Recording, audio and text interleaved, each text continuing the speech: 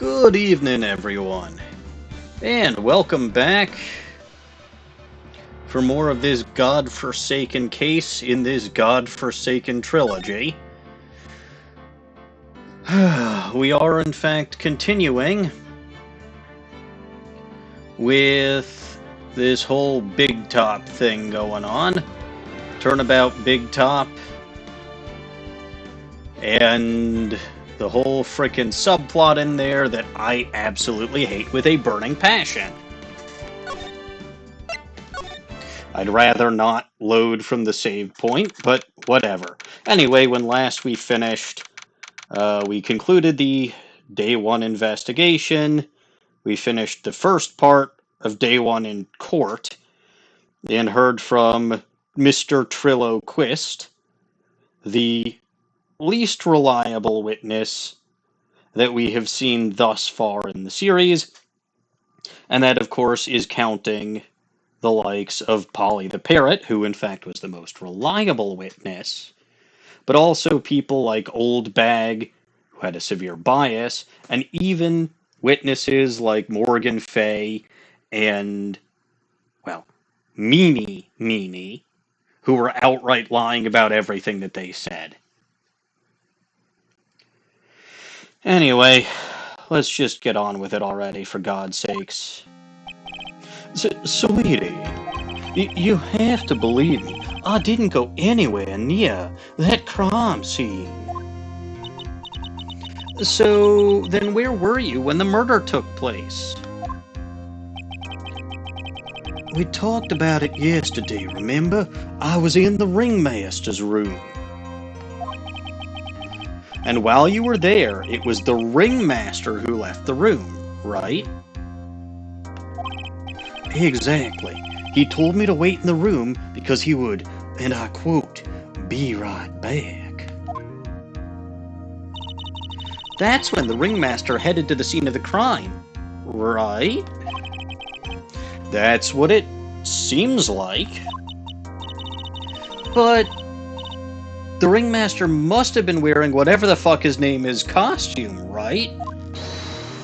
Oh, sweetie, I just remembered.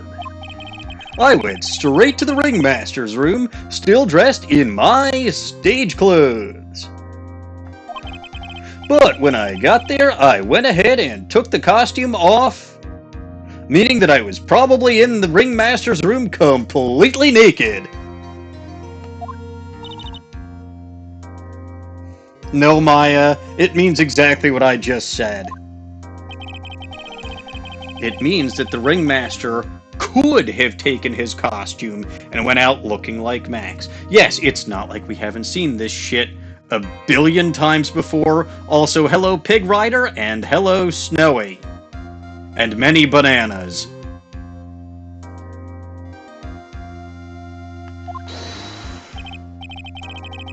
Fabulous! That is a fabulously possible possibility!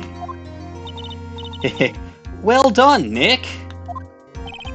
However, sweetie, why would the ringmaster want to dress up like little old me? Ain't that a bit strange? If you think about it, all they found at the crime scene was my silk hat. What about my cloak? Where did that go? And why are you wearing it right now? Double, Wow, whatever the fuck your name is, I never thought about that. You should be a detective or something. Well, I was never quite sure what to be when I grew up. Magician or president? Yes, Pig Rider. And I'm glad you decided to go with magician and not president, because God help us all if you were president. I think even in this fucked up version of the US, you're probably still too young to be president. You have no idea how hard it was to make a decision. That's really cool. Fabulous. This mystery just keeps getting deeper. Yeah, he certainly would have some policies. And I guess we're going back into the courtroom. By the way, my hypothesis, at least as of right now, based on the information that we know and based on the people that we know in this case, is that Ben/Trillo killed the ringmaster. And my hypothesis for why is the whole stupid love triangle thing with the whole stupid love triangle thing with Regina, where both quote unquote Trillo and whatever the fuck his name is were after the same girl. And then my guess, and again, I could be completely wrong. This is solely based on the information that we have now. And there's still one thing that I can't explain about it. But my guess is that Trillo, when he was chasing Money the Monkey, possibly ran back in the direction of the big talk, because we technically don't know where Money went. He could have gone back to the plaza, or maybe he didn't, but he went back to, like, and he may have overheard the ringmaster and whatever the fuck his name is talking, and that the ringmaster basically tacitly approved to Regina marrying whatever the fuck his name is. So I'm not sure if he 100% meant to kill the ringmaster or if he meant to kill whatever the fuck his name was. And it just so happened that the ringmaster dressed up as whatever the fuck his name is. Or if he actually meant to kill the ringmaster and then... But however it happened, because they're investing so much damn time in this subplot, it's the most logical explanation so far. Now, this could be like Rise from the Ashes, where we get more information later on. I still remember something about Leo the Lion, or Leon the Lion, and the father having to get killed, or not the father having to kill the lion. And then it still doesn't explain why Russell dressed up as whatever the fuck his name is in the first place, or what the hell the deal is with that frickin' Pepper. So I'm guessing there's going to be a whole larger rabbit hole that we're going to go down with the rest of today's trial and then tomorrow's investigation, but still. Now, to answer your question, Snowy, in order to be the President of the United States, at least according to our Constitution, you must be at least 35 years old. That doesn't explain why people who are about 35 years old don't run instead of elderly individuals, but this is not a political channel, nor will it ever be. Now that everyone is back, let's get started. The court is now back in session. Ms. Von Karma, please proceed with the prosecution's case. Very well. I will now call my next witness. A pitiful clown with the unfortunate distinction of having seen the entire thing. Will Mr. Lawrence Curls please take the stand, but make sure you put it back when you are done, because thievery is wrong. Why did she just call him a pitiful clown? The witness will state his name and occupation for the court record, even though I already went over both of those details when I was introducing this witness. ... Dot, dot, dot. Dot, dot, dot. Dot, dot, dot. In West California, born and raised. Name and occupation. Will the witness please inform the court as to why he is speaking autobiographical gibberish? Oh, I'm sorry. I'm just not used to being in court. I've never been in a courtroom in my entire life. I wasn't quite sure what joke is best suited to this sort of occasion. What in the world are you talking about?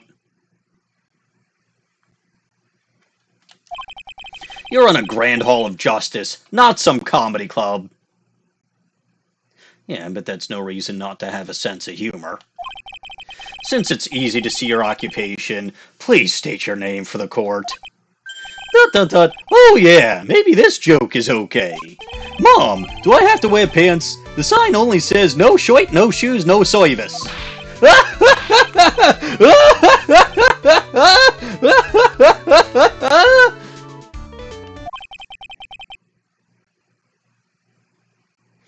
Dot dot dot dot dot dot. Okay. How about this? Have you met my proctologist, Mr. Seymour Butts? This isn't... I know, if this isn't a comedy club, why are we even here? How was that one?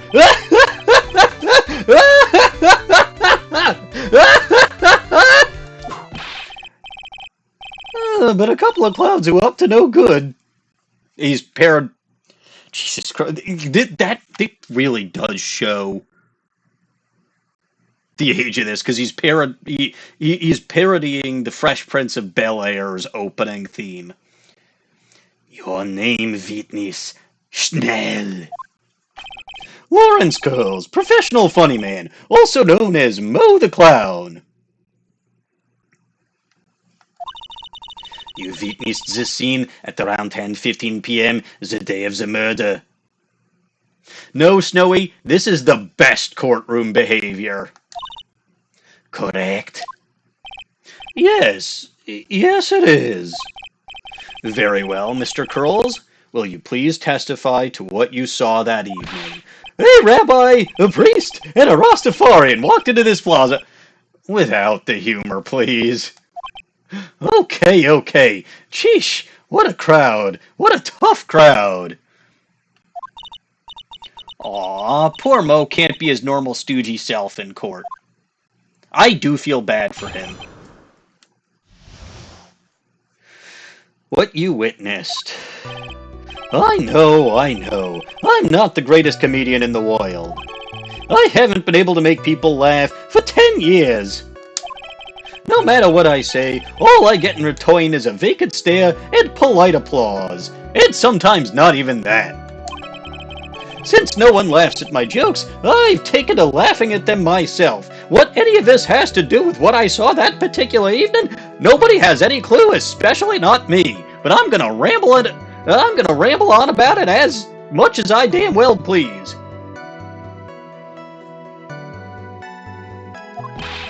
It's a bad habit, but hey, at least I'm trying. Imagine my predicament. I'm a clown who can't make people laugh. But I keep trying. I even try to come up with jokes just for today. But this atmosphere is very nerve-wracking. I decided to try to make everyone laugh. See, it's a good mentality to have. When everyone is stressed out, crack a joke or 5. At the very least, you might piss off everyone else, but at least you'll distract them from whatever is bothering them and just target their anger on you. Seriously, everyone, what do you think of me? How am I doing? The hell does that have to do with anything about this case? ... Aren't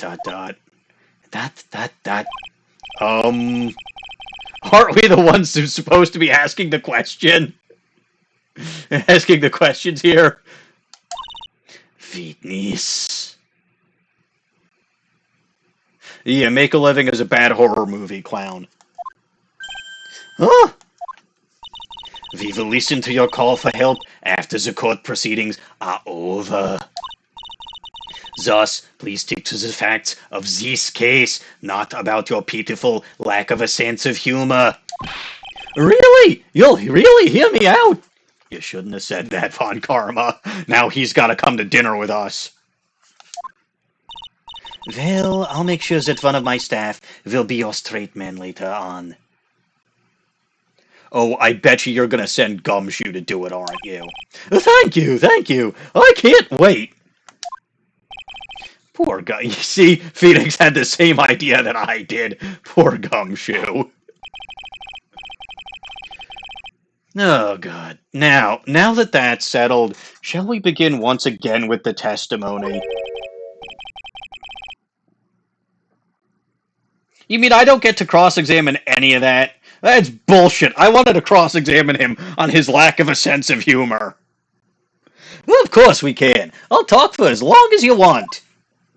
I'd probably get in at least a few punchlines while I'm at it. Alright, what he witnessed for real this time. The night of the moita. After practice was over, I went straight back to my room. You have no idea how tired I was that night. I tell you, I was pooped. I thought I'd go straight to sleep, but before I did, I glanced out the window. That's when I saw two silhouettes. They were a bit far away, though. It was the ringmaster, and he was with whatever the fuck his name is, who was wearing his cloak. I kept watching them, and all of a sudden, whatever the fuck his name is, clonked the ringmaster over the head. That's very interesting. If this eyewitness account is to be believed, I have enough to pass judgment right now. Just be careful he doesn't get to your chair, Judge, or else if you sit down you might be passing gas. Aw, and she takes a bow. Of course you can. There is no way that this account can be criticized. However, the witness is a bit, how do you say, off-kilter? Almost like he has some sort of atmosphere of guilt surrounding him. Yes, the chuckling clown has an atmosphere of guilt surrounding him. Good job, Judge. That must be because of my insincere smile. Mr. Wright, please begin the defense's cross-examination. Let's just get this shit over with already. Yes, Your Honor. Nick, you've got to find some kind of contradiction in his testimony. I know that. Mr. Wright, Your Honor. I'm afraid that if you push this witness too far, it would bring disaster. Yes, why so serious, Judge?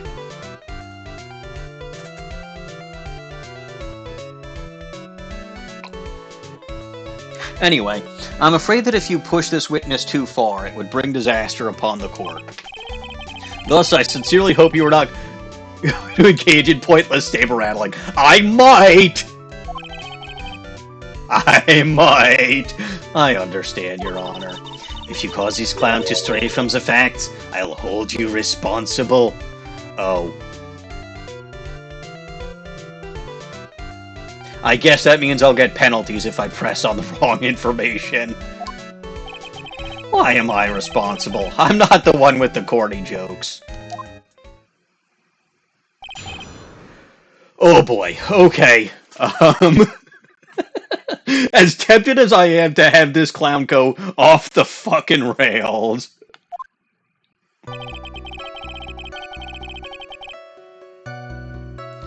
Let's see what's in my court record.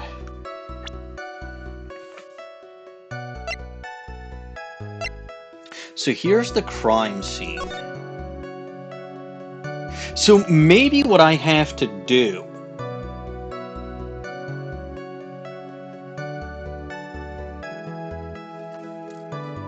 try a different type of... Yes, potato-y jokes or jokes about spaghetti. In point of fact, I once made a macaroni copy of myself. It was an impasta. That's using my noodle.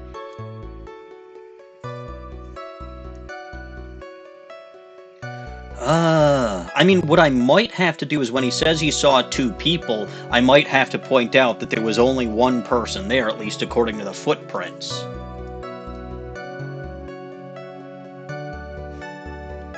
That's part of what I'm thinking. But then he starts talking about Max's cloak, and yet the only thing that was found there was the hat. That's got nothing to do with anything.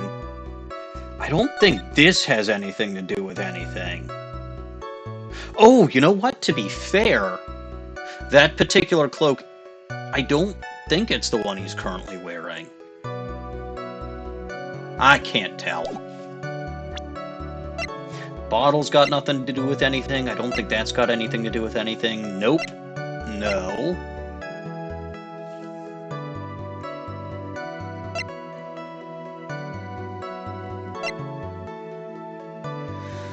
And no. So, I think about the only thing that I can think of is either presenting the crime photo. It's either presenting the crime photo, which only shows one person being there, or the hat when he starts talking about the cloak. But it could just be said that the hat fell off. Well, no, he says that he. Well, let me review.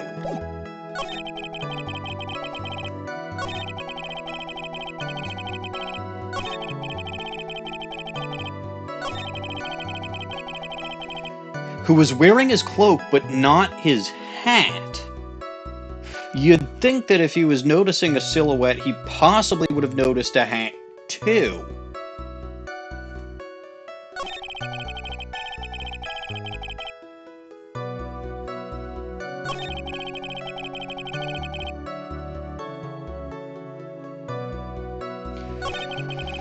Man, I don't know.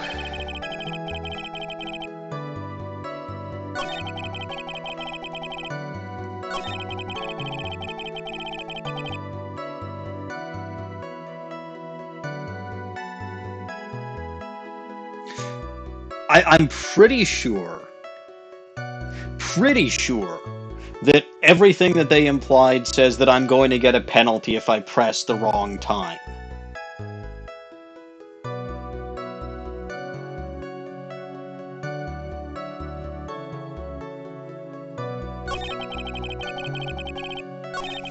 So what I'm going to try to do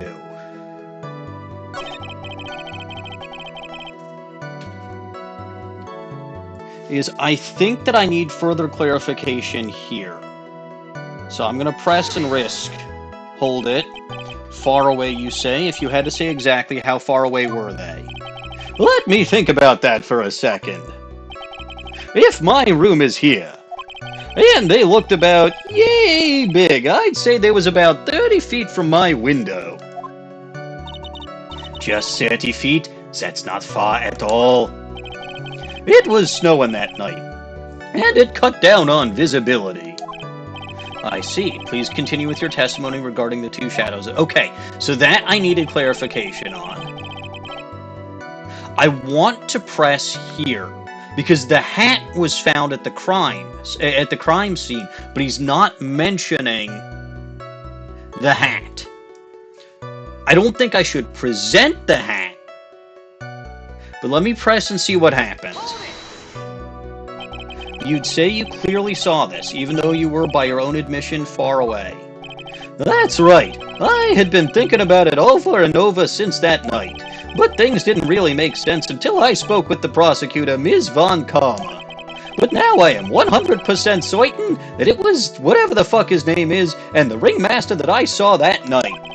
Just think about it. How could I be wrong if whatever the fuck his name is always wearing his uppity symbols? Uppity symbols. Lawyers nowadays, do you even have to go to school anymore to be one? I don't think Phoenix did. Alright, everyone knows what to do. All together now. Say it with Uncle Mo. Dot dot dot dot dot dot dot. Dot dot dot. See what I mean? It's always like this. The crowd never wants to go along with me, even though they did this with a fucking puppet just earlier today. I must really be utterly and completely wifeless as a clown. Yowza! Enough foolishness. Get back on track. Phoenix has no idea how to read. Will the witness please testify as to what he saw, and only what he saw?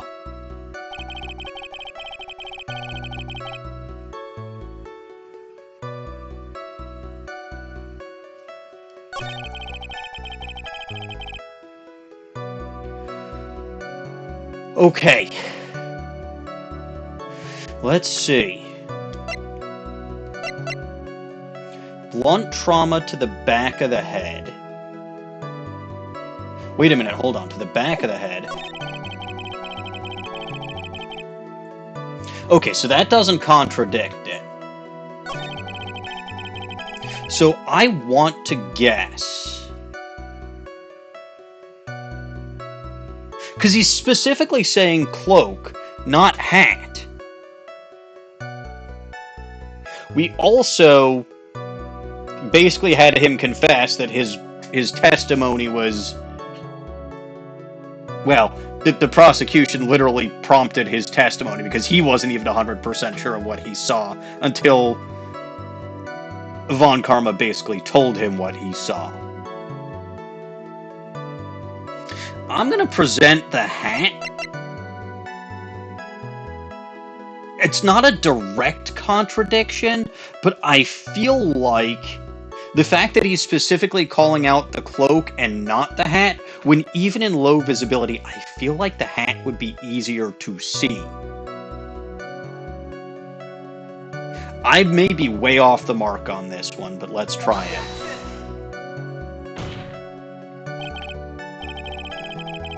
Nope, okay.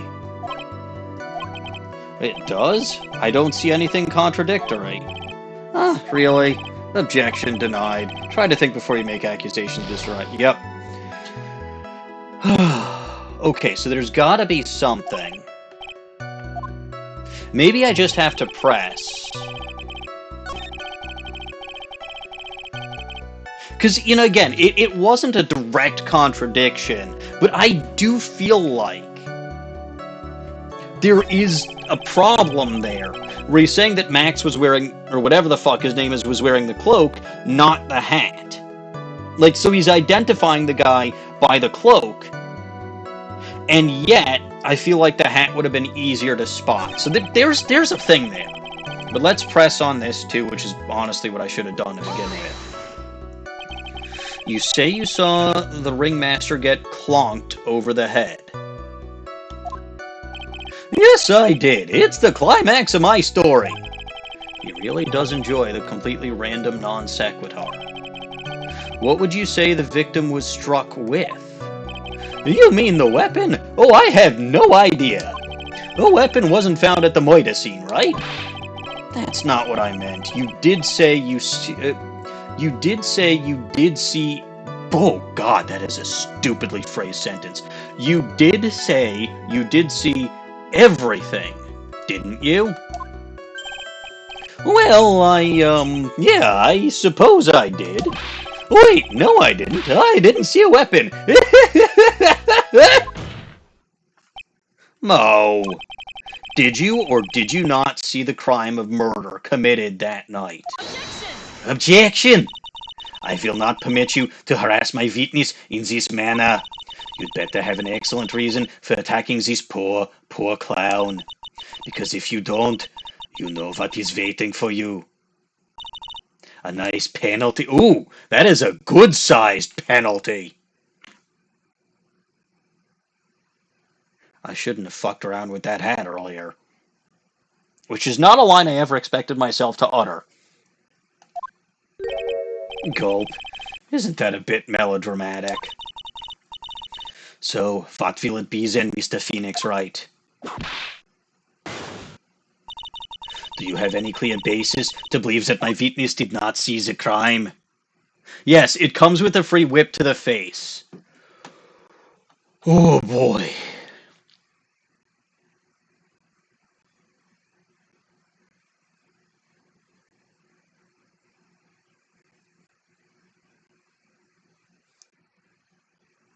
This is a tough one.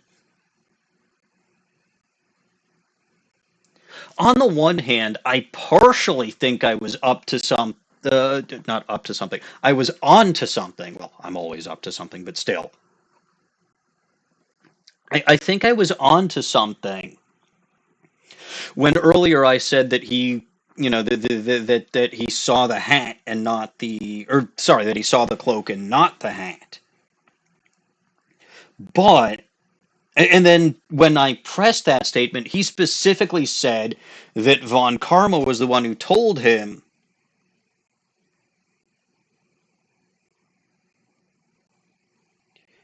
basically what he saw. But I really, really, like, I think this is a trick question.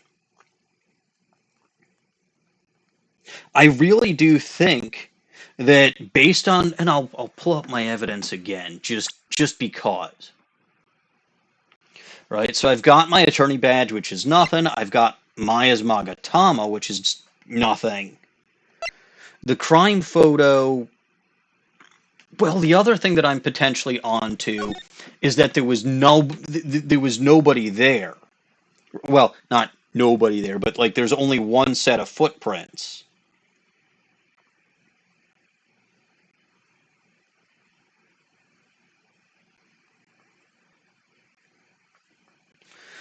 So maybe that's somewhere to go.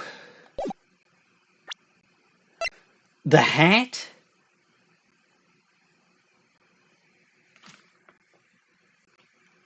Again, my only thing with the hat is how did he see the cloak and not the hat?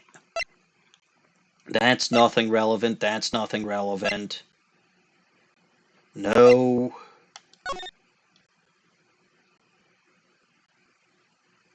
Probably no.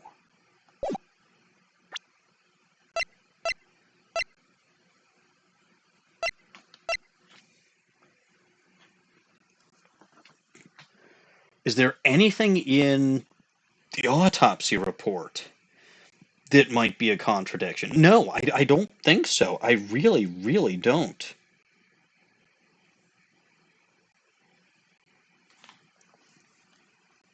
I'm pretty sure.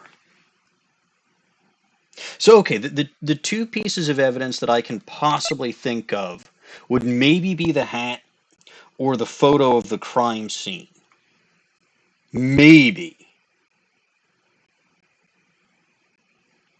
But I honestly don't know.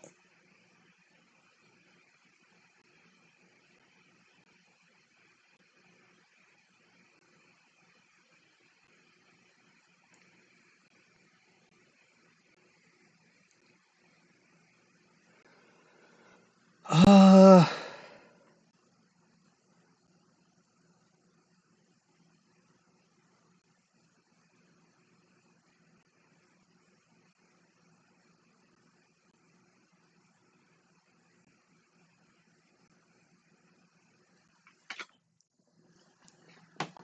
I don't know. I'm gonna say, oh God.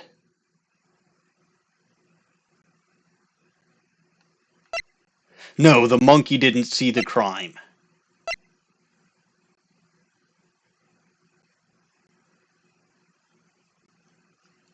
I'm I mean I think that the only thing that I have is I have to say that I do, but I don't know why I do. If I get the penalty, I get the penalty. If I get the whip to the face, I get the whip to the face. Okay. Then let's hear it.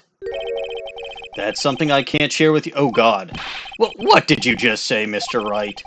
I know there's something wrong with this testimony, but I can't put why I feel this way into words for the judge. Okay.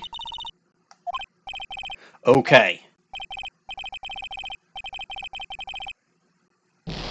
Oh, good.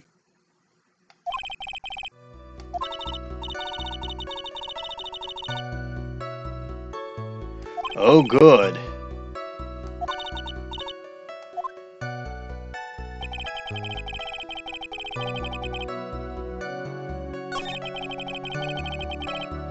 All right.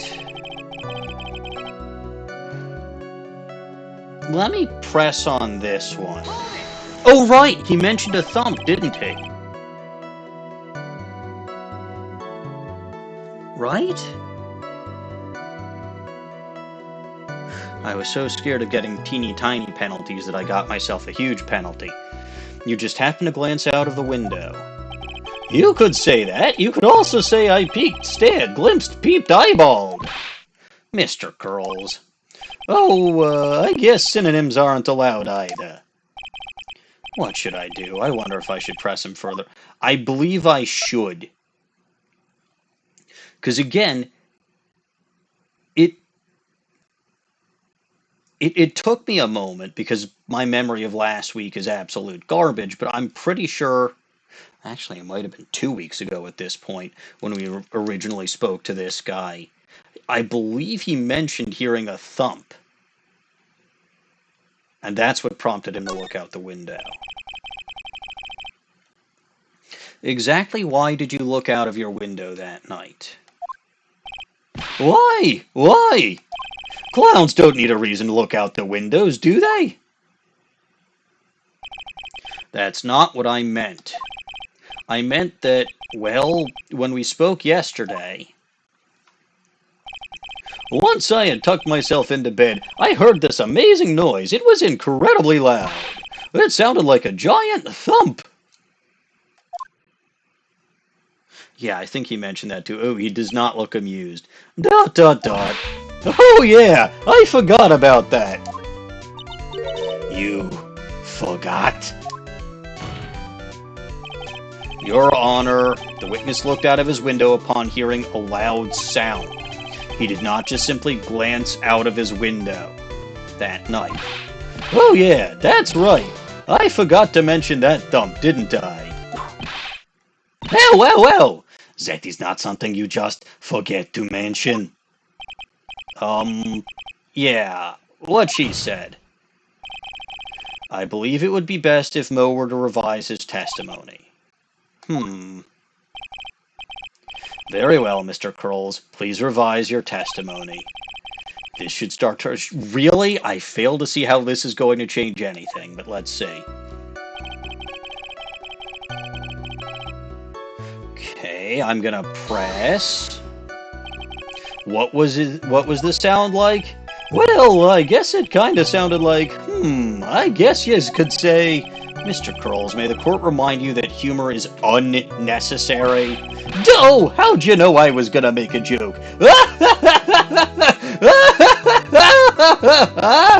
I guess the sound sounded like, I suppose it sounded like someone getting hit with something very hard. Yep, that's what it sounded like, honestly. Oh, really? Yeah, those courtroom tables do look very heavy. They probably are hard to turn. Someone getting hit, huh? What then? You went to look out the window and you saw...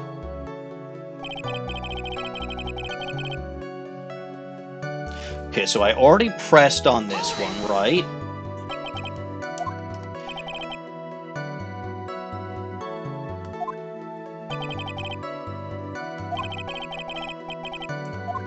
"30 feet, blah, blah, blah," talking about snow and the visibility. Press again.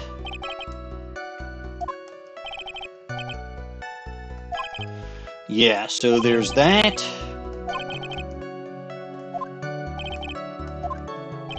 Then this, which we already saw.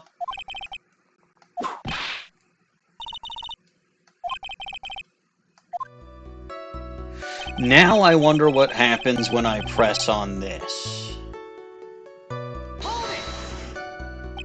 You say you saw the ringmaster get clonked over the head. Uh-huh. So now if I do this again...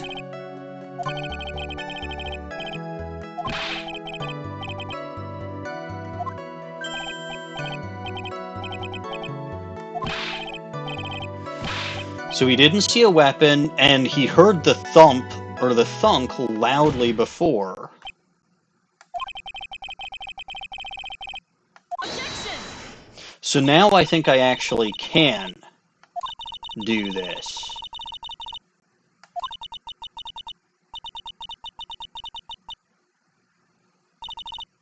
And I suppose, if I get it wrong, we'll have my first game over.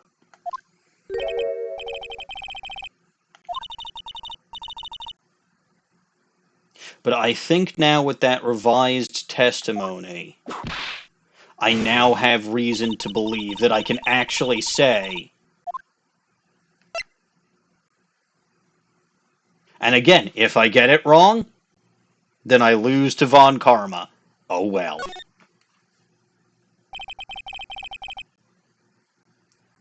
Got a great reason to make my claim. And I suppose you will be telling us that great reason? Okay, so it's different now.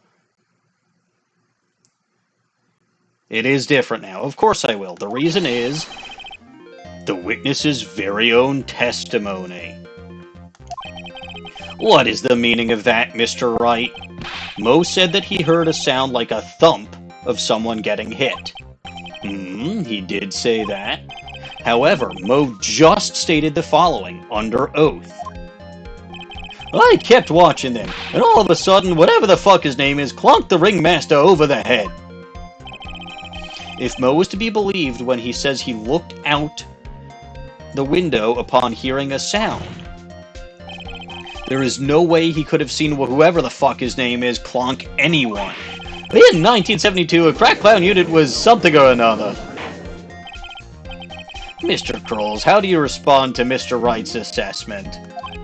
They didn't commit. This clown's promptly escaped from a maximum security clown car.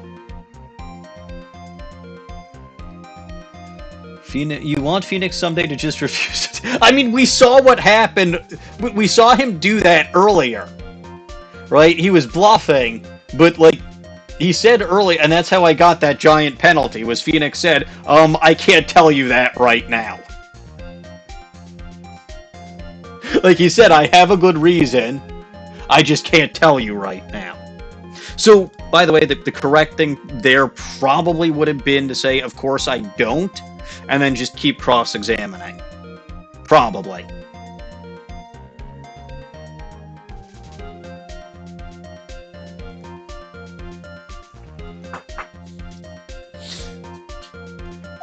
Mr. Krolls, are you reciting the C-Team? Hello, Luna! Oh, so now he's, so he was parodying the Fresh Prince of Bel-Air earlier, now he's parodying the A-Team. God, this game is fucking old. No, I'm just stalling for time while I jog my memory. Great job, Nick. After getting that giant penalty, you really managed to turn things around. These types of witnesses always seem to have a selective memory. You just have to peel back the layers of the clown makeup to find the truth. Well, you're back from your jog? Well, it pretty much happened the way I said. Pretty much.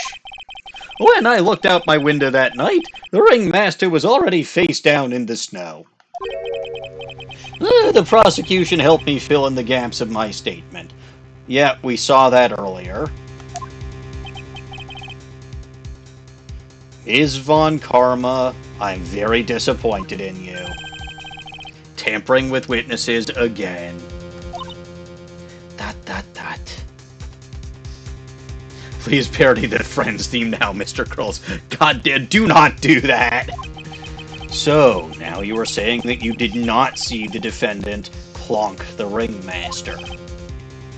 Yes. When I looked out my window, the ringmaster had already checked out. I'm okay, Luna. How are you? You know what he means, Judge. Checked out as in been moited. Yep, he was on appointment and vacation, as they say.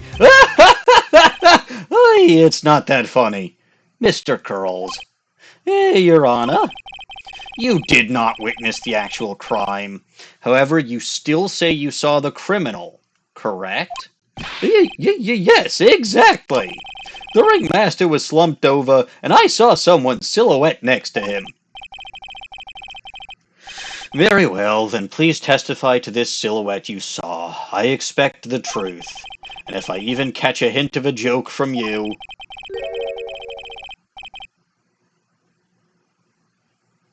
Judge, get a fucking sense of humor. Hey, tough crowd. I got it, Judge. I'm not happy about it, but I got it. The silhouette. It was a bit far away, but that shadow could have only belonged to whatever the fuck his name is. There's no doubt in it, especially since I saw his uppity symbols. His silk hat, that black cloak, they were all, well, technically you didn't mention the roses.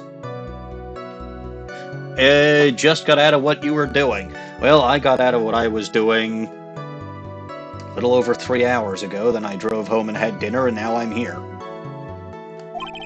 His face was silhouetted, but there was no doubt it was him. His cloak was fluttering in the wind, so I couldn't really see what he was carrying. It does seem as if the defendant was at the scene of the crime. Now, I wonder if this is where I have to go, because it seems like the defendant was at the scene of the crime, but then where the hell are his damn footprints? It took the clown long enough to get these facts straight. I mean, that also could in fact be any bad guy wearing that outfit. Seriously. Like, he couldn't see the face, he couldn't see, but like, he saw the symbols. Okay, why the hell couldn't it be someone wearing the outfit? Like we said last, well, technically in game earlier today, but like in real life last week. It could have, like when we were cross-examining Trillo, could have been anybody wearing that outfit. But whatever, this should finally be good enough. Yes. It is decisive. No, it abso-fucking-lutely isn't. How do you not realize what we just said earlier, Judge? That literally anybody could have been wearing that outfit. Was whatever the fuck his name is really at the crime scene that night? He said he wasn't there. We have to believe in that. Yeah, it's the Penguin's tall cousin, the Puffin. All right, Mr. Wright, commence your cross-examination. Good. Now I will press all of the buttons. It was a bit far away, but that shadow could have only belonged to whatever the fuck his name is. Don't you think that you are going a little overboard with how explicit you're being? That shadow belonged to whatever the fuck his name is an awfully firm statement, don't you think? What are you getting at? I'm just saying that one of your fellow performers' life...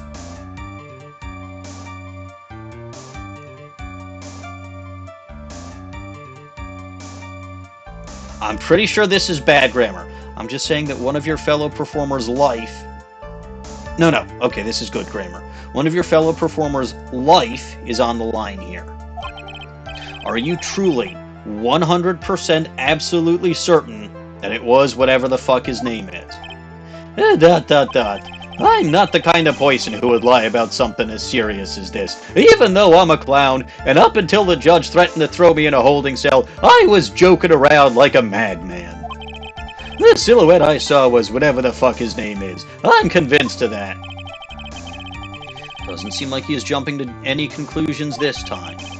Let's go over this again then. What makes you so sure you saw whatever the fuck his name is that night? There's no doubting it, especially since I saw his uppity symbols. Let me guess, this is going to be getting the whole court to do that again. Hold it. Trillo said the same thing.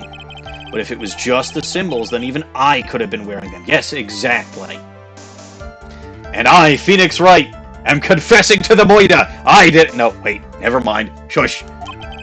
What if someone had just taken whatever the fuck his name is symbols and worn them? I thought of that myself.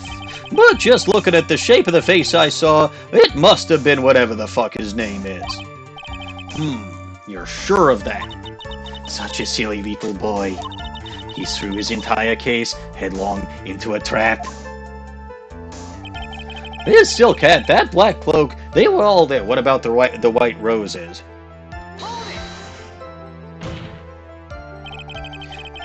You're sure that is what... Well, wait, what about the white roses, though? Exactly what I said I saw, is exactly what I saw. I've got eyes like a hawk. Don't birds have terrible night vision? But that's not all I saw. His face was silhouetted, but there was no doubt it was him, alright? Explain. You were able to see that kind of detail from your window. Objection! There was a light near the scene of the crime. Anyone with decent eyesight should have been able to see that much. Out of curiosity, Mo, what is your eyesight like? I can see like a hawk out of my left eye, and an eagle out of my right eye. I reckon say his eyesight is a perfect 20/20, probably because of all those carrots that he eats regularly. That must mean that he could have seen the crime scene clearly. The more we look into this matter, the more suspicious it becomes. Hey, you asked me what my eyesight was like, not what it actually was.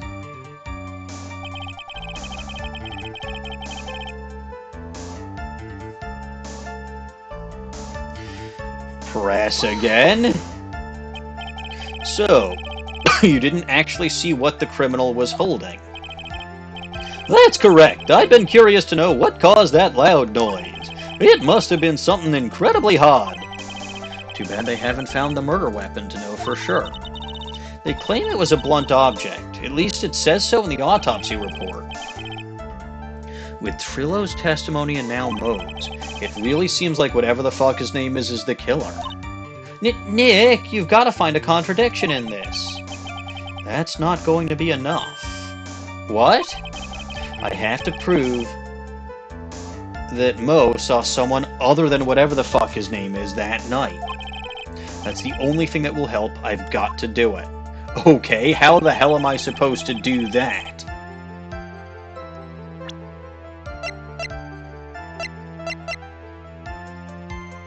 I mean, the only thing that I can think of is he said the hat and the cloak were there. What about the roses?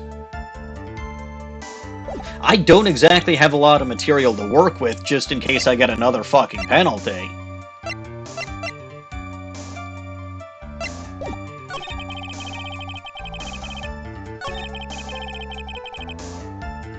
But it's gotta be this. And I'm guessing I have to present... Because again, it's the hat, the cloak, they were all there. No, they weren't, if this is what you're testifying. Objection. You say you saw all of Max's, or whatever the fuck his name is, uppity symbols. I suppose so. The silk hat and the cloak, right? No.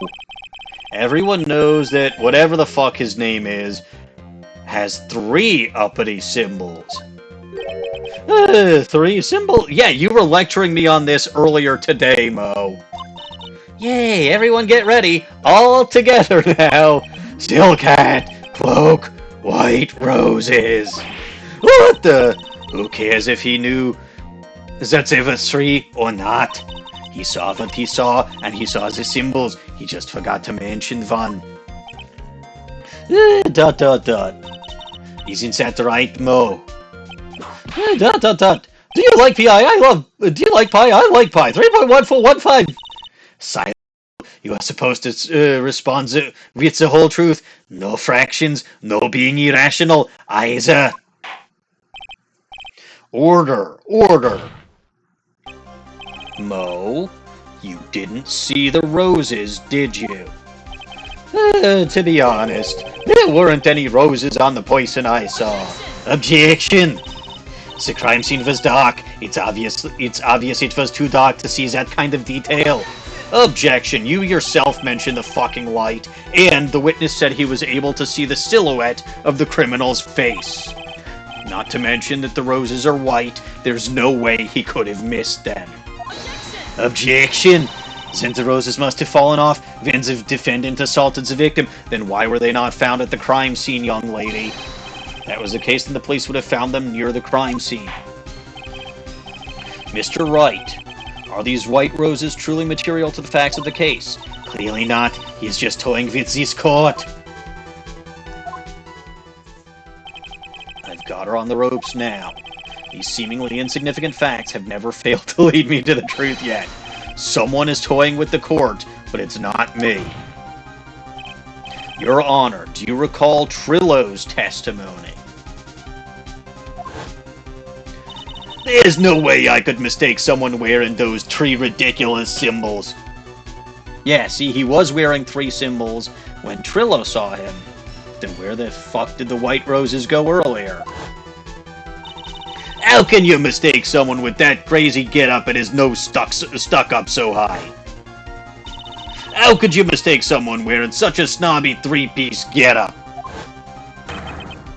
Trillo saw them all. Trillo saw all 3 of whatever the fuck his name is symbols. And he's a fucking puppet with wooden eyes. Luna, why did you eat them? However, this witness claims there were no white roses on the person he saw. There is absolutely no doubt that this is a contradiction. Hey boy, what mess are we getting into this time? Now what am I supposed to think? I have no idea.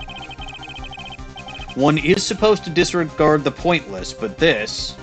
They looked yummy. What are you, a goblin, Luna?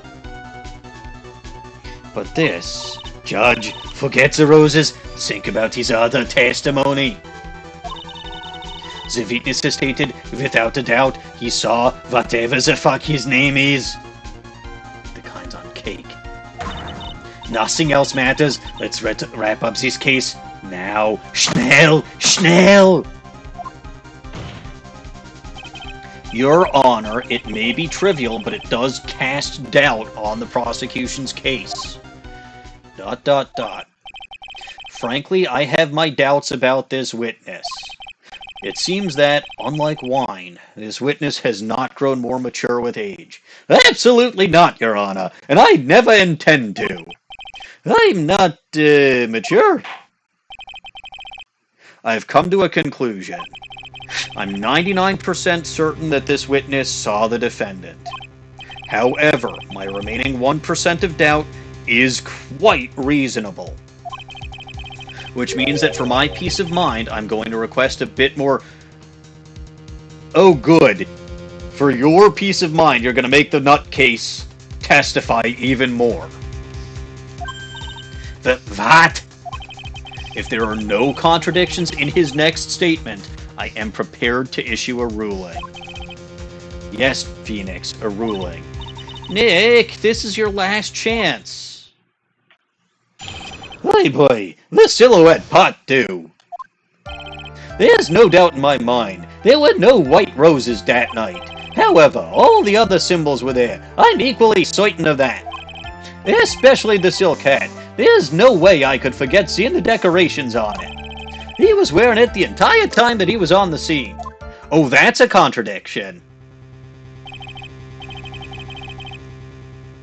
Mr. Wright, you've got one last chance at this.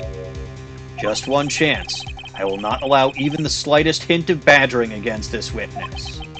If you are going to prove to me that there is a contradiction with Mr. Kroll's statement, you better have at least... Yes, I do! It's the fact that I have the fucking silk hat.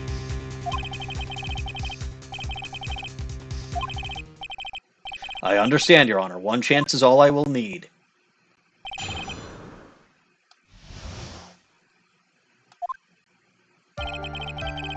Yes, yes, yes. Skip. Skip. And he was wearing it the entire time he was on the scene. It is time to present that exact hat. Because guess where it was found? At the crime scene.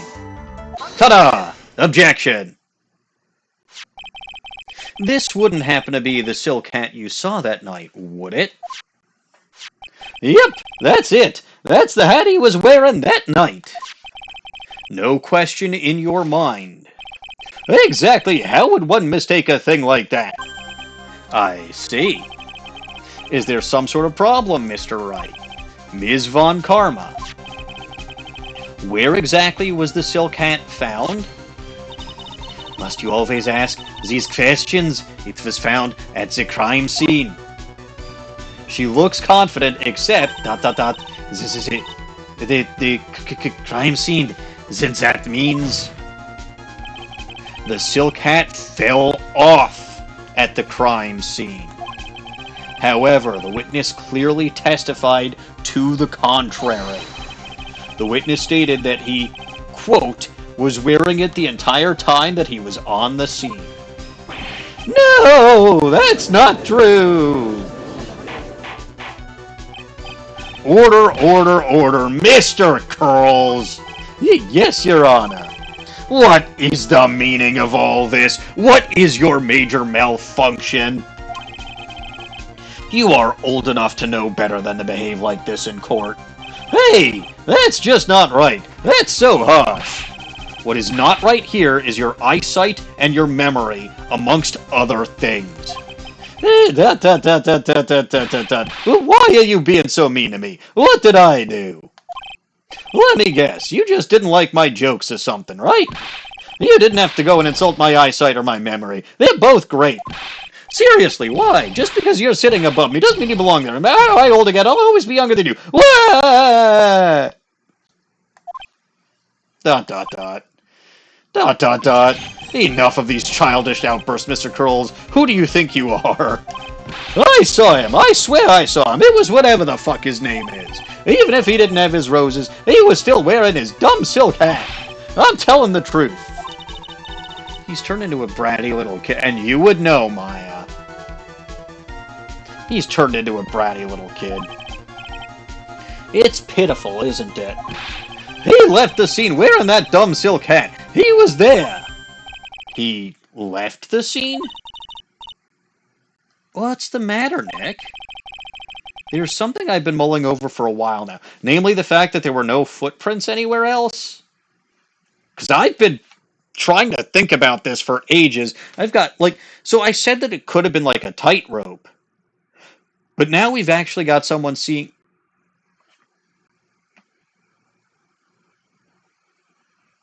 I have a thought. Max won, or whatever the fuck his name is, won some kind of award recently, right? Some kind of magician's award or what have you. Didn't he say there was like a large bust or something? Now, I'm pretty sure that I joked about it being a large pair of boobs. But if it was a bust or like a statue of him...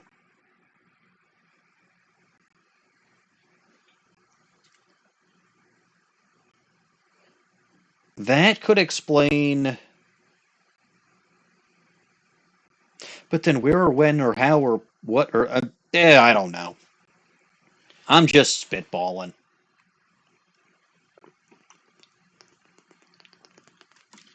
Like, I really am confused.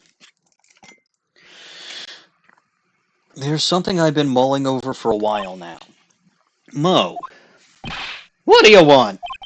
You just said that he left the scene. Exactly how did the murderer leave the scene of the crime? What? He went, what do you mean, how did he leave the scene? You can't ask me that. Objection. Mr. Phoenix Wright is badgering the witness, Your Honor. Objection. The witness's testimony is so full of holes, Ms. Von Karma's protest is useless. Grr, I will get you back for this, Mr. Phoenix Wright. When we have dinner later, you will certainly pay for it. You've got a point. Let's hear what the witness has to say on this matter. Is that all right with you, little guy? Now he's calling him little guy. Don't talk to me like I'm a little baby. Besides, what kind of stupid question is how did he leave the crime scene? The answer's obvious. He just turned around and walked away. That's what I had expected, you say. You sure that's how it happened? Say what? Huh? I'm not sure I know exactly where you're going with this. Yeah, it's the fact that there are no footprints. Lawyers nowadays sure do love to harp on the smallest thing. This is not a small detail. I abso-fucking-lutely do. I've been wondering when the hell I get to mention this. There are no fucking footprints here. Look at this picture. The problem is the footprints in the snow. Footprints? In this photo, we can clearly see the footprints of the victim. However, where are the criminal's footprints? They aren't there.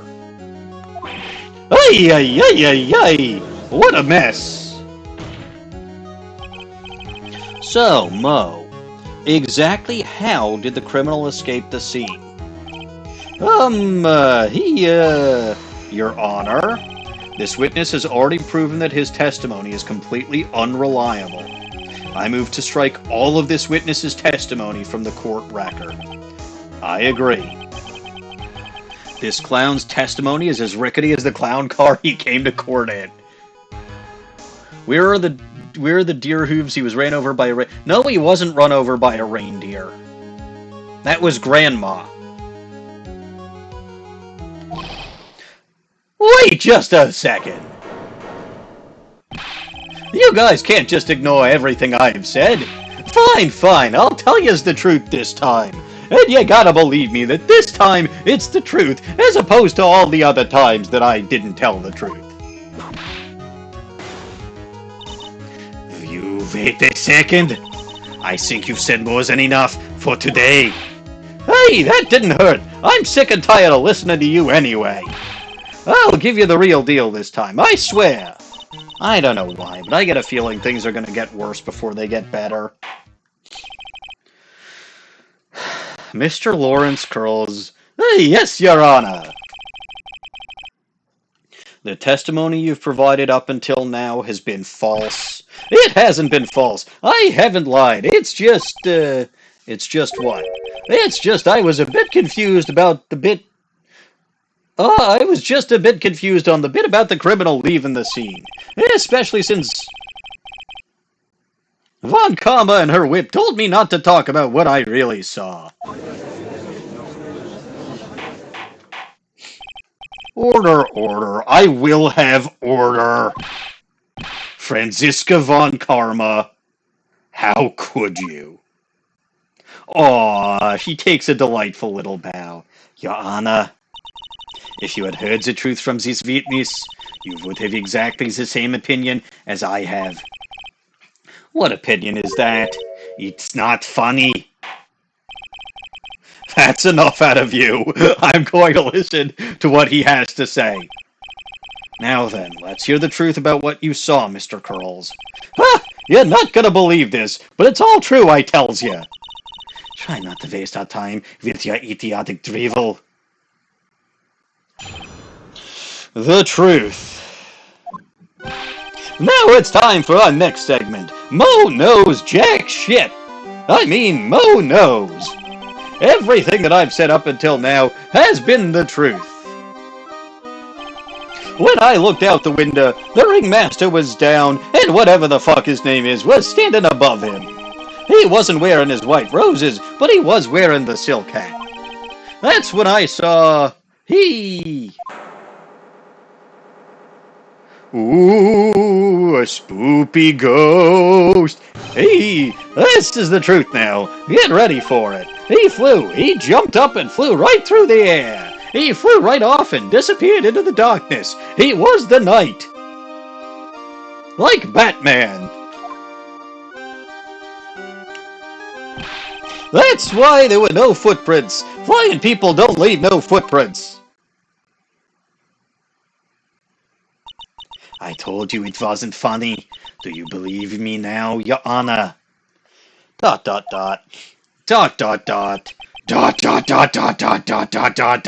Boo! Well, that was, how do you put this into words?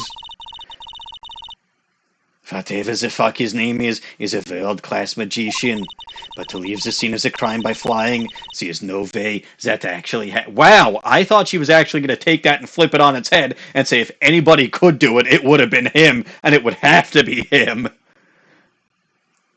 I mean, after all, she believes and she knows about spirit channeling, so... Because the bigger problem here for you, Von Karma, is if you're saying this, Then how did he A, get to the scene to begin with, and then B, leave this scene? See, as no ways that actually happened. You're right. Why is she right? You believe the other witnesses. Why won't you believe me? Especially since it's the best part of the story. To be honest, this is the first time I've heard about a flying criminal. What do you think about this witness's testimony, Mr. Wright? This is all a dream, right? Please tell me this is all a fucking dream.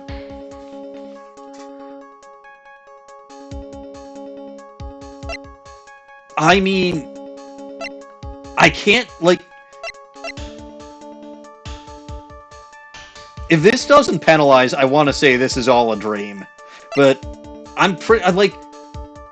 Yeah, I'm gonna ask. This is all a dream, right? Right now, I can't believe any of this. I'm not even sure if this day hasn't been some kind of Kafkaesque dream. Ow!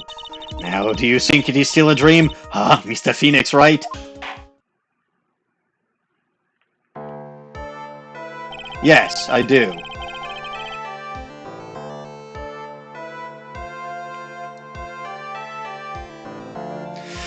I suppose I will let you all in on my thinking regarding this matter. The criminal disappeared into the sky. I'd love to believe that. Would you? I just can't wrap my head around how that could actually happen. You imbecile. If you disregard the need for proof. Well, that's a big fucking if. That's a very big fucking if. If you disregard a need for proof, Ms. Von Karma's case is sound. However, I've got the feeling that this case is in dire need of more investigation. Goody! ... exclamation mark. Thus, I will conclude today's proceedings at this point. It's an undisputed fact that the criminal left no footprints at the scene. I want to know how the fuck he managed to do that, and probably get his autograph if he pulled it off. Tomorrow, I want us to find out the reason behind this mystery of mysteries. So let's summon Mysteries, Inc.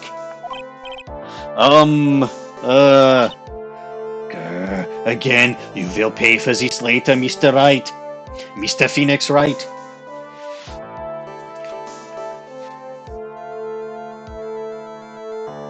Yes, it apparently did progress the case. I believe that's enough for today. Court is adjourned. Oh, goody. Now what? December 29th, 2:33 p.m., District Court, Defendant Lobby, number 5. Hey, sweeties, what in the world is going on here? That's what I want to know. They say the criminal flew off into the air and disappeared. How did you do that? Whatever the fuck your name is, I can't believe I'm asking this, but you didn't fly that night, did you? I know you didn't mean to ask me such a fabulously stupid question. I can't fly whenever I please. It ain't that easy, partner. But it looks so effortless for you on stage. It's not that simple. I'm not actually flying on stage. I use invisible wires and have them hoist me through the air.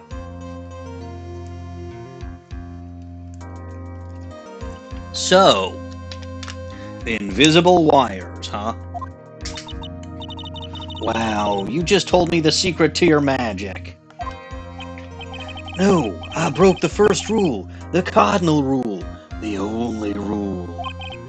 I'm sorry, whatever the fuck your name is. We made you break a magician's creed to reveal the secret to their tricks. Nick, what do we do now? All we can do is hope we find the flying criminal in court tomorrow. It's a flying monkey. Great idea. Let's do our best and catch this sucker. No.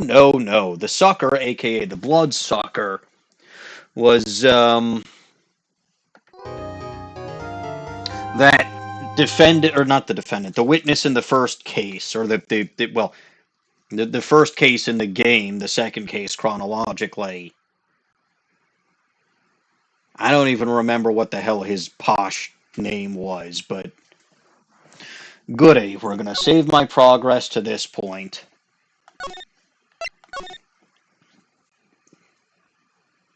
Yes, Forgotrim, whatever the hell his name was.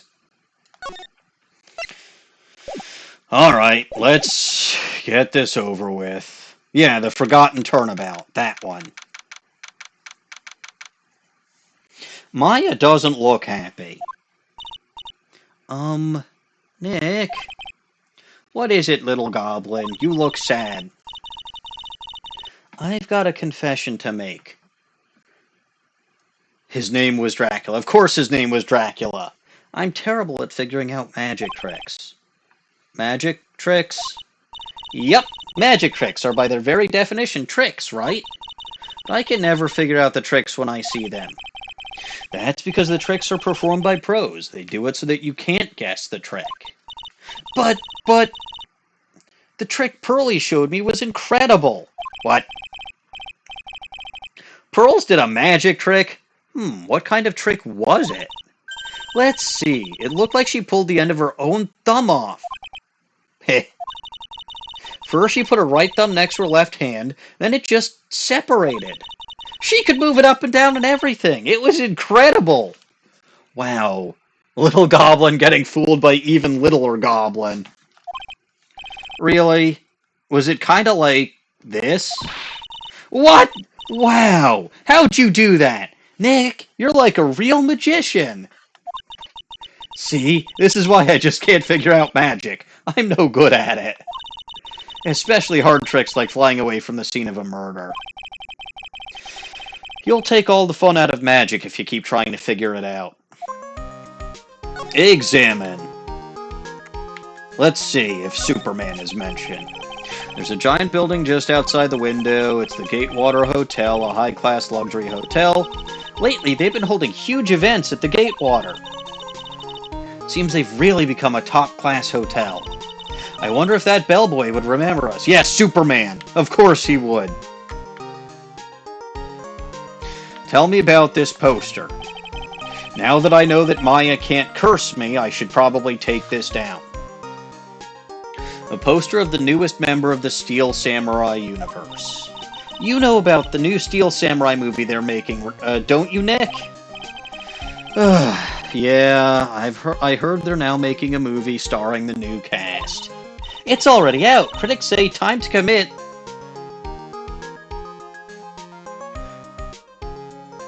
That is a horrible review. Time to commit harakiri if you miss this action epic. You don't say. You know, I bet the star will win this year's Hero of Heroes Grand Prix.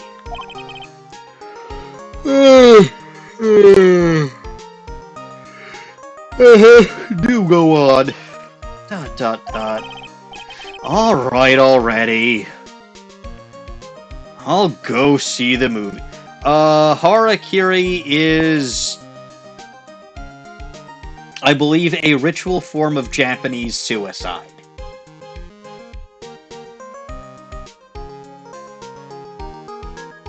So it really is not a good tagline for the critics to say, and kind of insensitive. Alright already, I'll go see the movie. Yay! Let's hurry and wrap this case up so we can see it! Frickin' little goblins always dragging me to see their little goblin movies. Tell me about the books that are mocking me. Difficult-looking legal books stand in a formidable row. No, it's not saying the movie is bad. They're saying you should commit suicide if you miss this movie.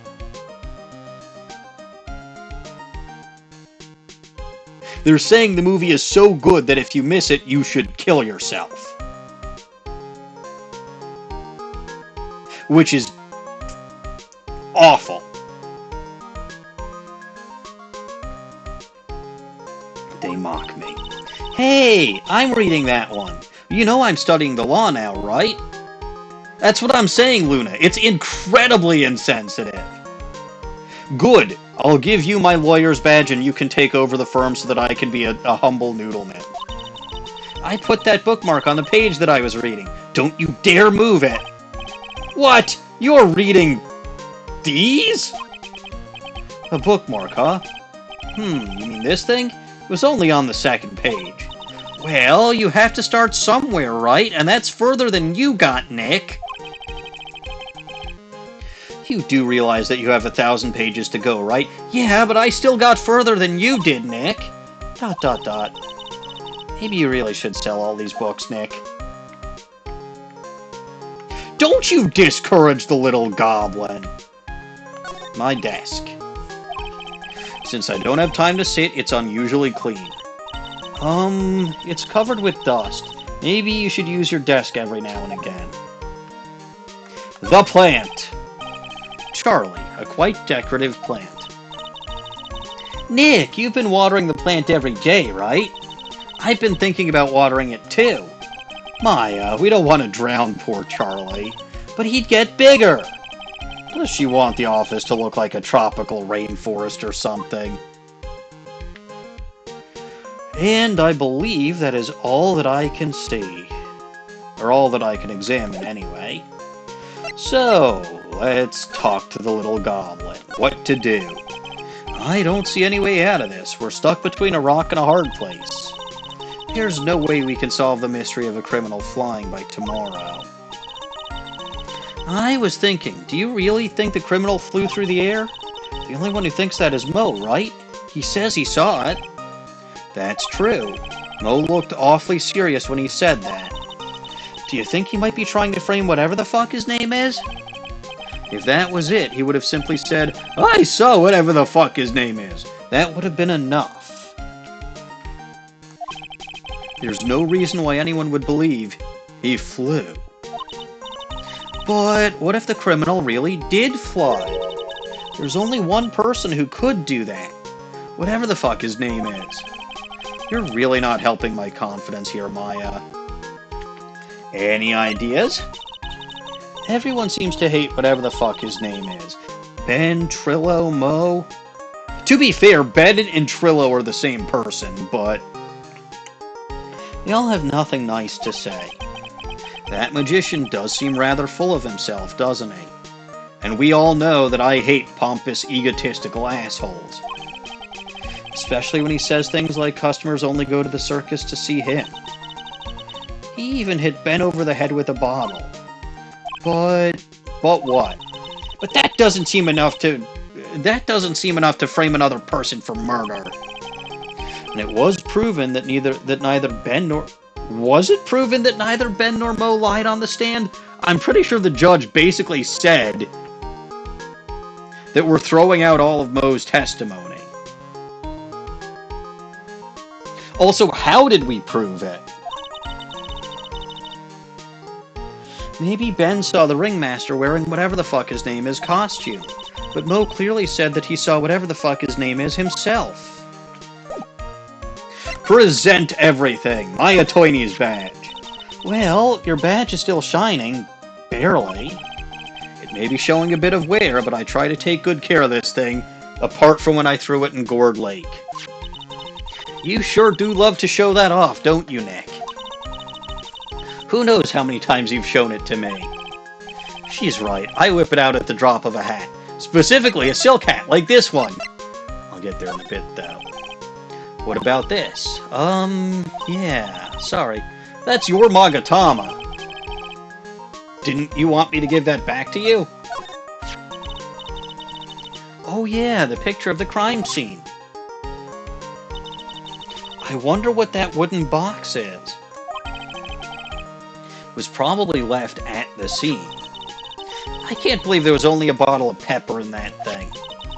It must be related to the crime somehow. This is fun, isn't it, Nick? Not really. It may be fun to solve mysteries, but don't forget this is a murder case. Aw, you're right. I should take things more seriously. Anyway, speaking of presenting things at the drop of a hat, let's drop this hat. No matter how you look at it, this is definitely whatever the fuck his name is, Silk Hat. There's even a feather stuck in it. There's something wrong with this hat, though. Moe's testimony, right? He left the scene wearing that dumb silk hat. That's what he said, but the hat was found on the ground at the scene. This really is a mystery. Looking at this really makes you think about things, doesn't it? Like what? No matter how great a medium I become, there's no way I could make this kind of money. So, it's money you're after, then don't go into being a defense attorney. You only live life once, right? Well, you might as well live it fabulously.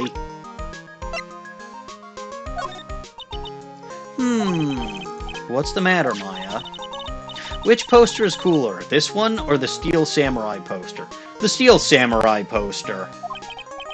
I'm not a big fan of either one of them, but if I had to choose, it's gotta be the Steel Samurai. I guess putting up a poster of a magician in a law office is kind of strange. As if the poster of the Steel Samurai isn't. Yeah, no stranger than a poster of a hunk of junk carrying around a spear. The broken bottle. Whoa! Whatever the fuck his name is, used a broken bottle to crack Ben over the head? No. It broke because whatever the fuck his name is cracked Ben over the head with it. He must have really hit him hard then. I guess I should give it a try. For research purposes. God damn it, no! Bad little goblin! Very, very bad little goblin! You get away from me! I've got a nice bottle here for you, Nick. No! Yow! That's weird, it didn't break. Of course it didn't. You hit me with a plastic bottle! God damn it, little goblin! I bet you Dawning is upset she wasn't here to voice that. She should be here tonight. But she'll be getting back from play practice relatively soon. How thick is Ben? Well, let's be fair. Considering that Ben doesn't seem to be injured, I'm still pretty fucking sure that, I'm pretty fucking sure that whatever the fuck his name is actually hit Trillo over the head. Not Ben, because Ben does not seem to be injured in the slightest. Yeah, I figured this was going to be generic. Money the monkey. Nothing. The engagement ring? Can you believe this cost 3 months of pay? 3 for a fucking glass ring? Trillo doesn't skimp when it comes to Regina. He's really in love. Looks like real glass stone. Its brilliance is amazing. I bet Money would love to get his hands on this. Good, we should give it back to him, I suppose. I'll have to give... No, you'll have to give it back to Money. Autopsy report. Probably nothing. The wooden box. 20 pounds, huh? That's pretty heavy. Especially since the only thing inside was a small bottle of pepper. The more you think about it, the more it starts to make your head hurt. But compared to tomorrow, this will all be a happy memory. Tomorrow! Don't get ahead of yourself, Maya. Let's concentrate on today. And I think the pepper box would have been the same. Oh no. You want to know something, Nick? I love to put pepper on my hamburgers. But I also like to put pepper on peanut butter and jelly. Well, that's a waste of good peanut butter. You should make peanut butter and chocolate sandwiches. Do you think I'm weird? ... You don't seem to be in a very good mood today. Of course I'm not. I have to find a criminal who has discovered the ability to fly. You realize this means we're now actually dealing with supervillains? It's bad enough we had superheroes here, like that Superman fellow. Oh! We should pay a visit to the hotel across the way. Superman will be able to tell us all about who might be able to fly. And Little Pearl is fast enough to be the Flash, but she'd still leave marks in the snow.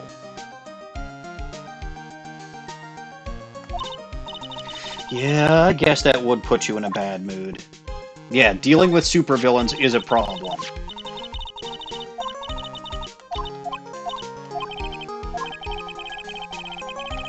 I didn't mean to do that. I meant to switch over to profiles. Yourself. Once you start channeling spirits, they say you lose sight of who you actually are. Do you really believe that? Not really, but just in case, I plan to write my autobiography. Your autobiography. If Mo says that he saw a flying criminal, that means it must have been... What's the matter with you? You know people just can't... You know that people can't just up and fly. Forget the fact that we live in a universe with Superman, and the fact that your little cousin is capable of running like a 2-hour train ride in a matter of minutes. But whatever the fuck his name is, he is a magician. Without their bag of tricks, magicians are incapable of magic. We must be dealing with a supervillain here. Besides, what's the likelihood someone set up a flying device at the crime scene? Near zero. What if they set something up so they could trick Mo? Maybe? But I get the feeling that would have been pointless. Tell me about... Ben? Being a ventriloquist sounds like an interesting job. I bet it's fun once you get good at it. Maybe I should give it a try then. Here I go. Hello, everyone. I'm Phoenix Wright. No matter what lie or who the liar, I'll expose them for what they are. What's the verdict? You might want to practice not moving your lips so much. Yeah, maybe I should sign up for some expert training. Don't you have another type of training to attend to, young lady? Well, that brings a good question to my mind. With Morgan Fay gone, and with Misty Fay missing, who the fuck is conducting training in Kurain now? Oh well, not my problem. Hello, Joe. It's going stupidly. And by stupidly, I mean this case is stupid. No matter what the crime, we always meet the same detective at the scene. I bet that's because he's the only detective on the... We know otherwise. That would make Gumshoe really elite, wouldn't it?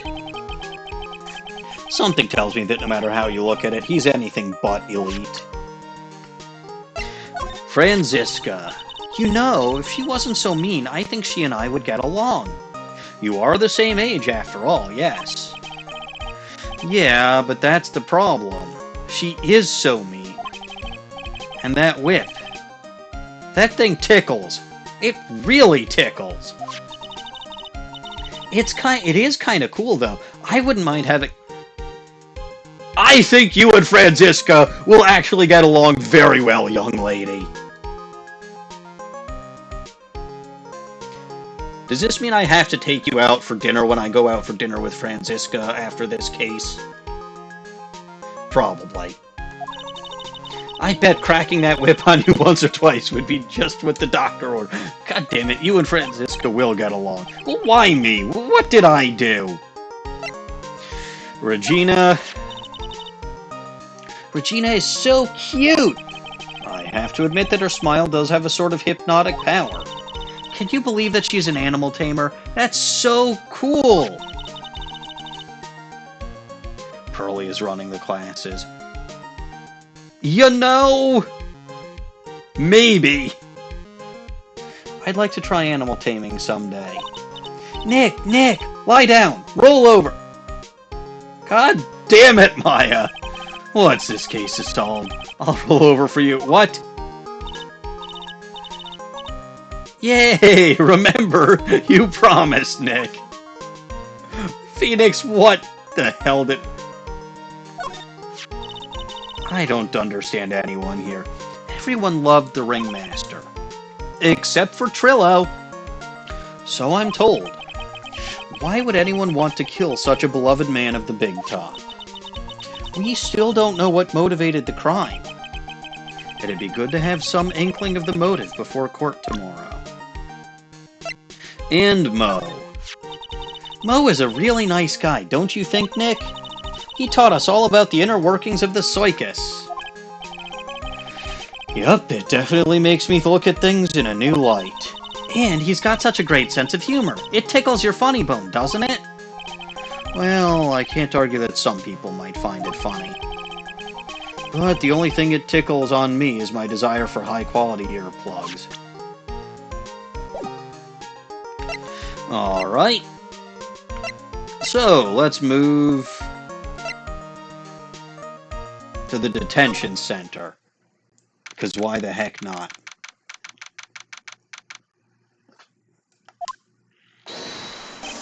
Oh, my sweeties! You mind hurrying up and getting me out of this place? We're doing our best, whatever the fuck your name is. Just hang in there. A little while ago, some people from a local TV station came by. And since I'm a famed magician, they said, let's make you your very own TV special. Really? What kind of TV special?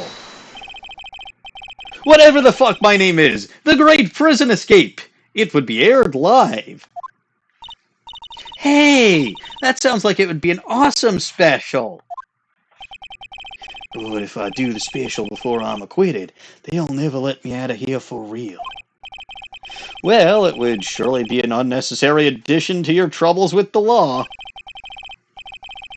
That's what I was thinking, but the production staff is already working on the show. If you don't get me out quick, I'll have no choice but to stage a real prison break. Good, you do that. You seem awfully calm about that possibility. Yeah, even though he's sweating buckets. I'd have no choice. It would be a contractual obligation. That's show business, baby. It's absolutely fabulous. Examine this thing. Smile, you're on candid camera. Whatever the fuck his name is keeps sneaking glances up at the security camera on the wall. I wonder if he is still trying to be a star. Of course he is. The guard. Guard monitors the visitor's room. He's so quiet you could forget he was even there. If he wasn't watching everything. He's pushed up against the wall, kind of like a magnet on a refrigerator.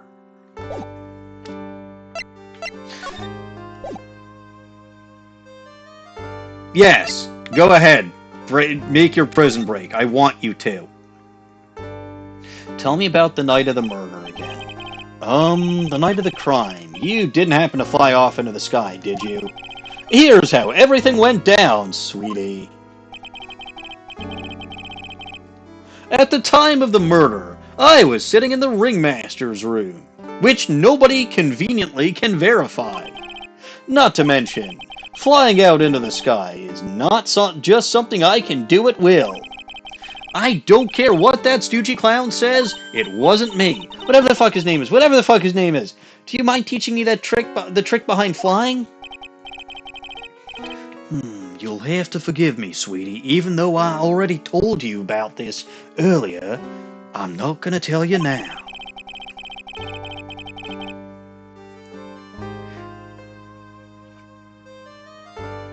Yeah, no, the difference between you and cheap imitation magicians is, except you literally told us this as we were on our way out of court. But whatever.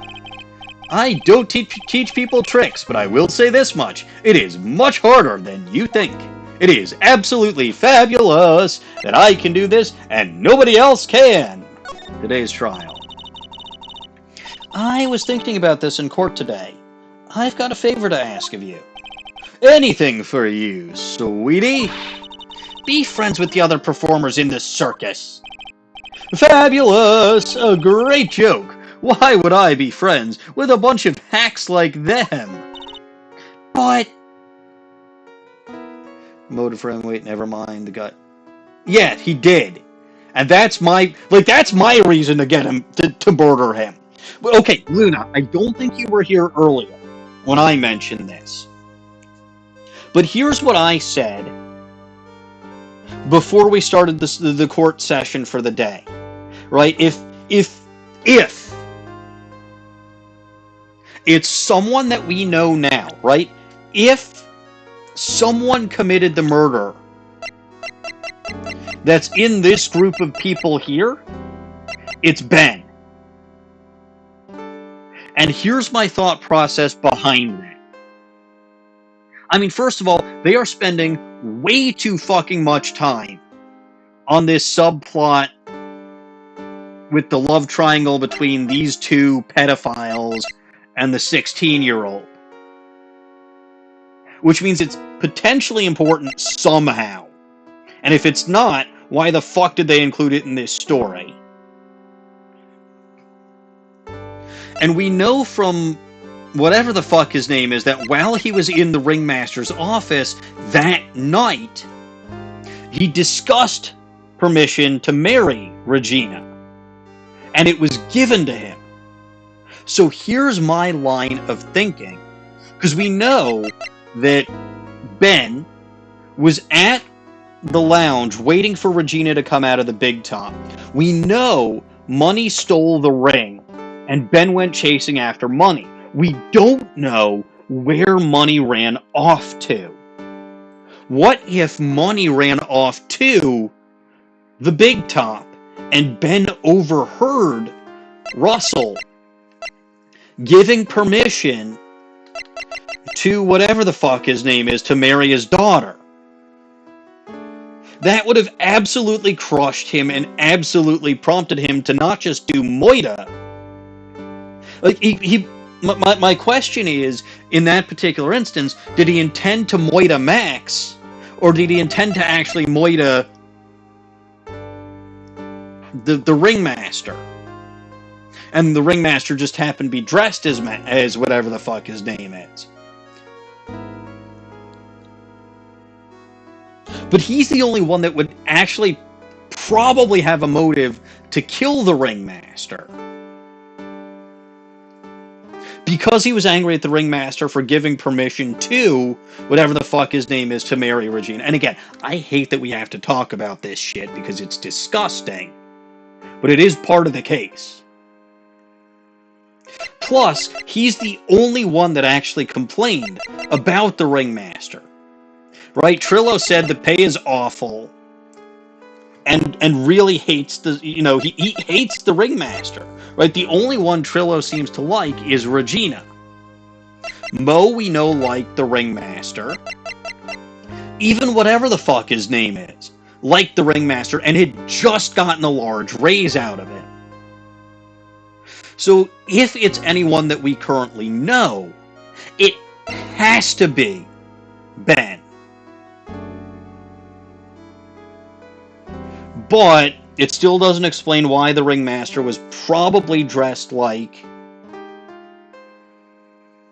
whatever the fuck his name is, and it doesn't explain the wooden box or the pepper or something about Leon the lion. Right? Because I remember that from when we started this godforsaken case. It was an old lion named Leon that the ringmaster killed.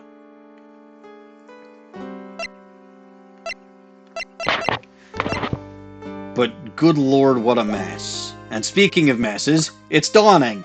Welcome back. Hi. Where are we at?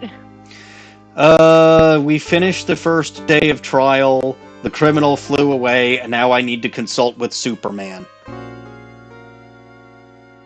Superman? Superman's not in this game. But Superman can fly. Yeah, but he's not in this game. He's busy.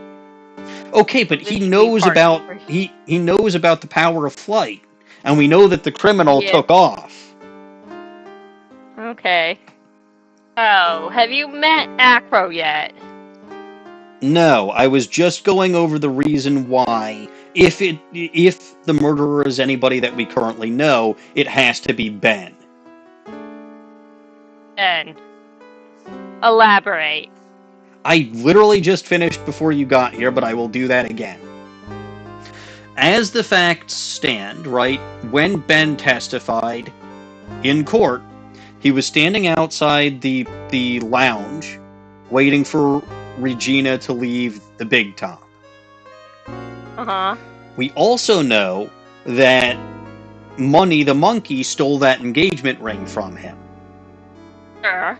We also know that when whatever the fuck his name is was in the ringmaster's room, the ringmaster gave him permission to marry Regina. Yeah.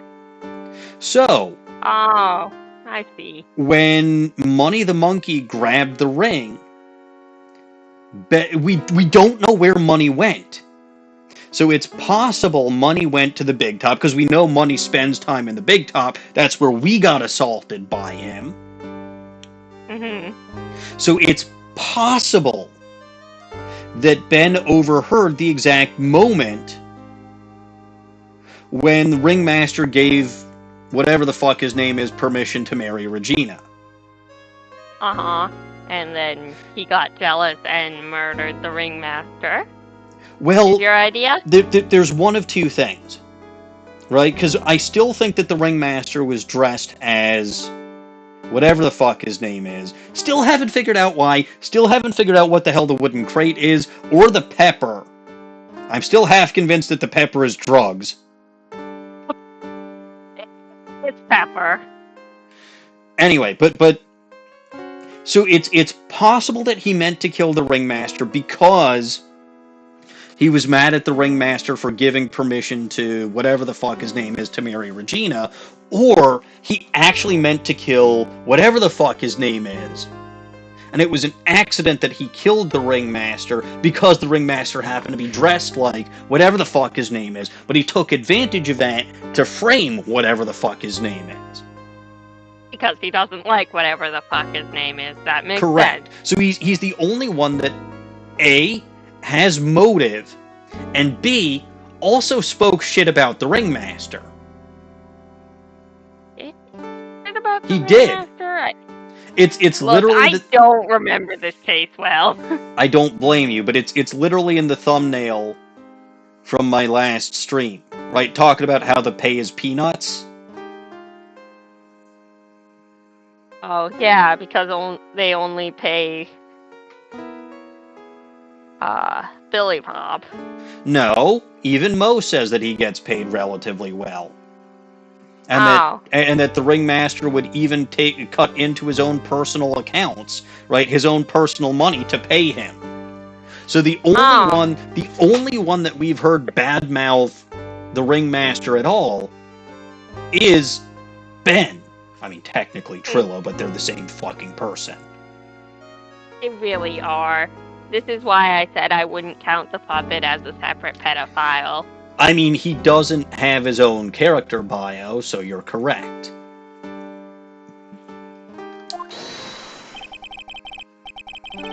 Okay, so we are in the detention center, yes?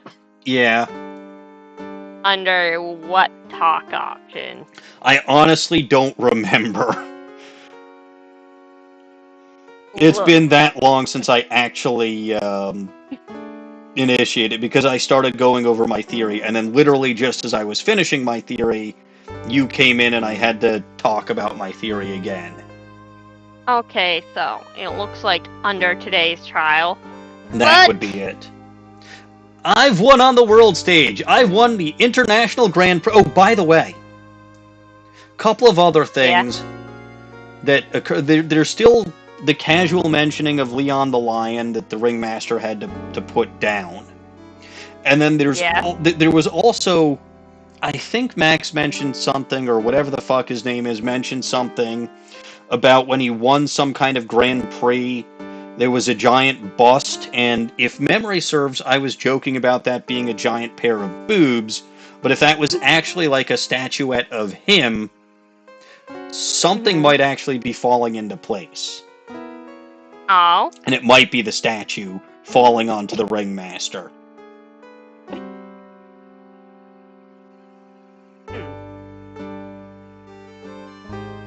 And of course, the only reason Trillo doesn't get paid because he was paid because he's a dummy, I suppose.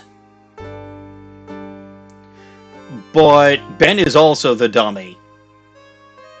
They're both dummies. They really are. They're the same dummy.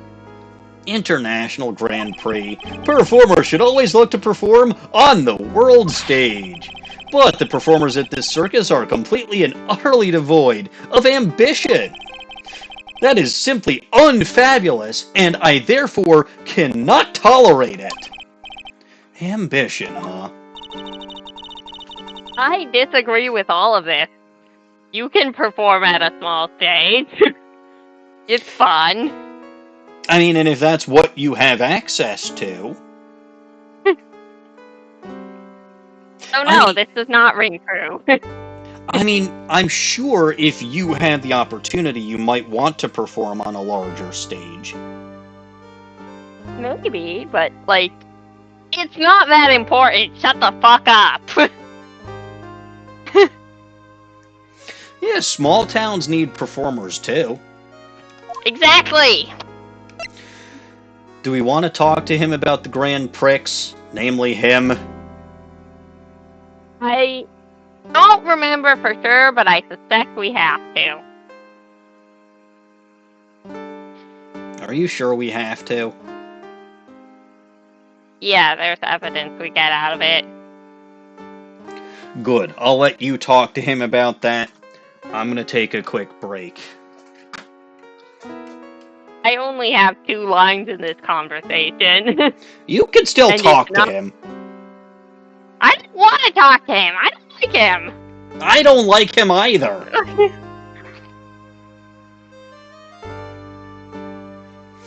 And I may or may not need another cup of tea. That's fair. So you talk to him. I'm going to go get myself another cup of tea. I'll be right back. I think I'll talk to Luna instead. Fine. Talk to Luna instead. No little goblin knows best. And if you're going to set anything on fire, set whatever the fuck his name is on fire. Understood. Good.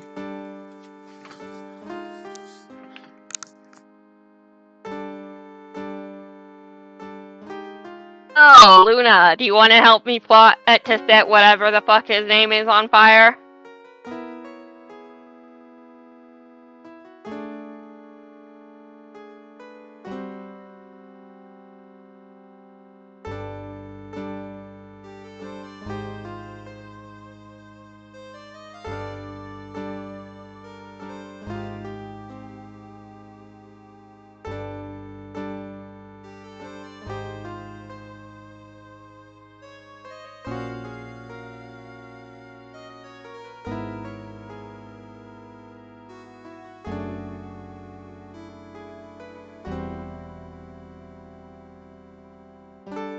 Alright, let's see.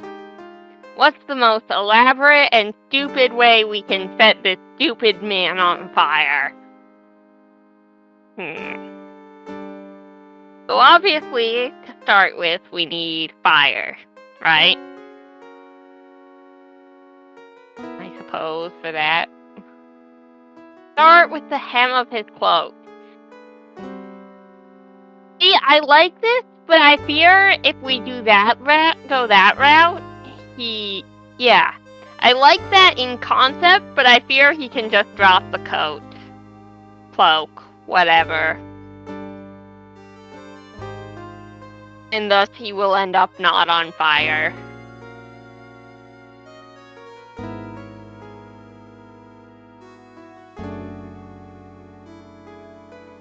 Perhaps his hair. Or both. You can't deal with 2 fires at the same time.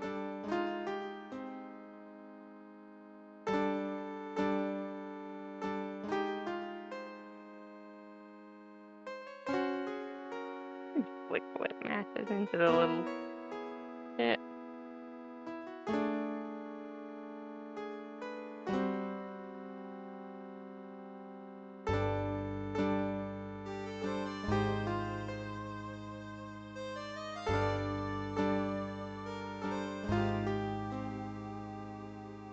The slit through the glass. Yeah, you're right. That's a good way to get the fire into there. Tea acquired. Good. So, have we actually set things on fire or no? we're on the plotting stage. Really? I could have started a fire long before. Like, I would have had it done by now. I'm surprised at you, little goblin. Look, we wanted to set him on fire in the most elaborate and stupid way possible because it's what he deserves. No. No. Just be done with it. But alright, let's talk about this Grand Prick, aka him. Oh my sweeties want to hear all about the Grand Prick, don't they? To be honest, though, I've told this story like 100 times already, so it is a bit boring. We're sorry to make you tell it again. You must not have heard me. I am really sick of telling this story. But what can you do? I'm whatever the fuck my name is. I suppose I can tell it again. Voila! Here, take a look at this. Ace Attorney villain style. I mean, I'd almost love to be a bad guy in this game. In fact, I am a bad guy because I fabricated evidence by shoving a bullet in some schmuck's shoulder. Now, little No, Von you're a Karma's mad bad at guy me. because you're a bad guy because you're defending this fucking loser. I'm defending him from Moida charges, not from being a pedophile. Like, I told Von Karma she can have him for that. And as, you know, again, as it was shown, I can get my clients off for Moida without getting them off for other crimes that they committed. I really feel bad for Lana. He This guy I deserves won't better. feel bad for. Anyway, here, take a look at this. I just happen to have a picture from the Grand Prick with me. Just look at that fabulous stage. Oh, what is that I see in the background? Two ladies in rabbit suits? One of whom is a redhead? I was gonna say, I'm pretty sure one of them is a cute redhead. Dawning. This guy doesn't deserve cute redheads. Dawning. Yeah. I'm going to have to convict her of murder, aren't I? She doesn't even have a name! I don't know that! I mean, I assume she does have a name, but we don't get to know it. But wow, she is cute. And yes, he doesn't deserve her. Just look at that fabulous stage. That is the first stage that I ever flew on. I flew right over the audience. The crowd erupted into applause. At that time, I thought to myself, I could die right then and there, and die a happy and utterly fabulous man. I'll never forget how I felt that night. The emotions, the acclaim. So where is that bust now, I might ask? Dawning, thoughts? Well, probably on display somewhere, I would think. Which one of their busts is on display? The two girls. That's what I was asking. Which one of their busts is on display? Or are you saying both of them? Both of them. I can live with that. What about the statue of the Grand Prick? Where the hell did that end up? If I have my way, smashed with a sledgehammer. I'm pretty sure it's a murder weapon, so unfortunately I don't think we can do that.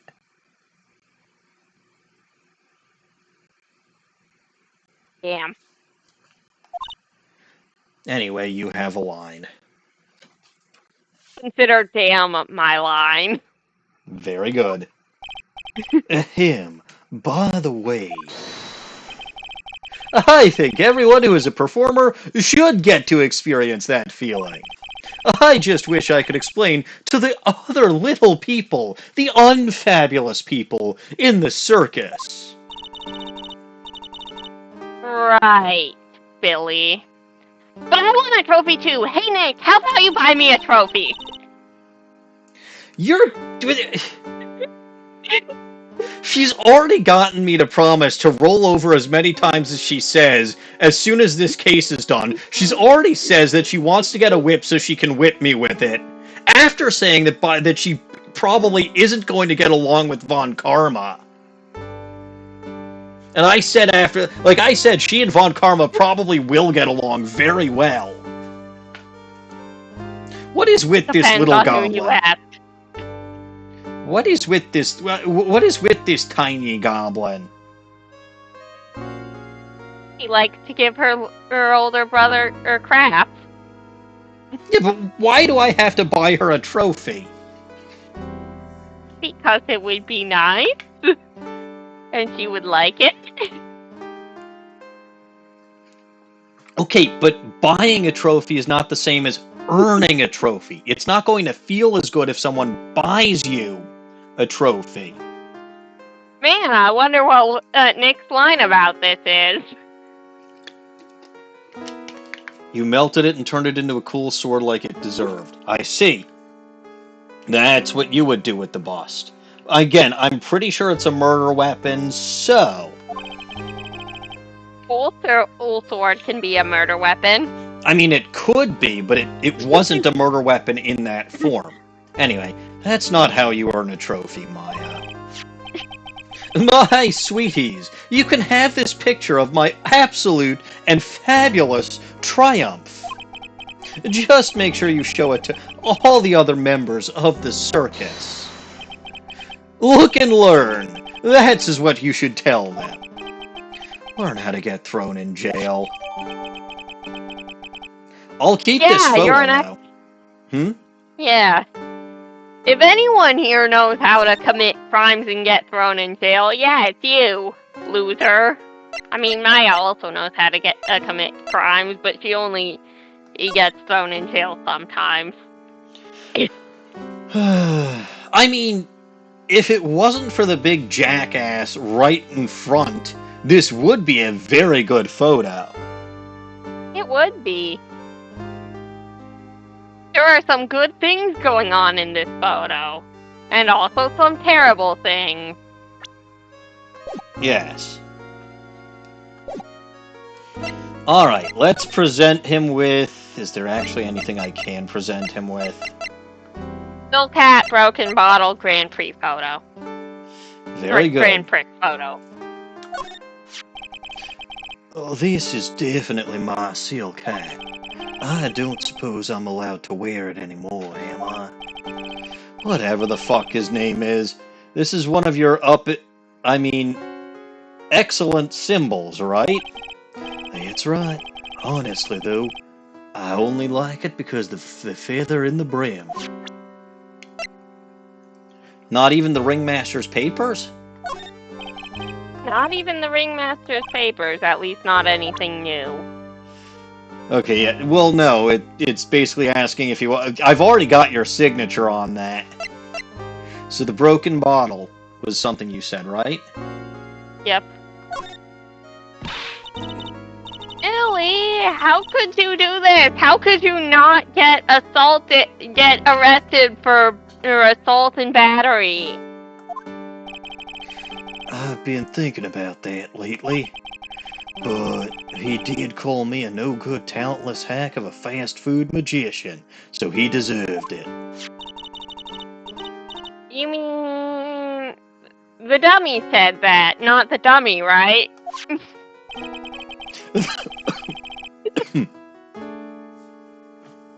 Pardon me. There is no Trillo or Ben. There's only one Benjamin Woodman. And he sucks. So do you. I guess you're right. There is really only one dummy. No, there are multiple dummies. Which one did you say? the Grand Prix photo. Not Trillo's ring. I'm actually surprised about that. I thought that'd get an angry reaction out of him.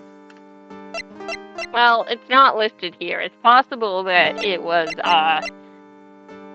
No, wait, you got that during the trial, so no. No, Huh. I got that...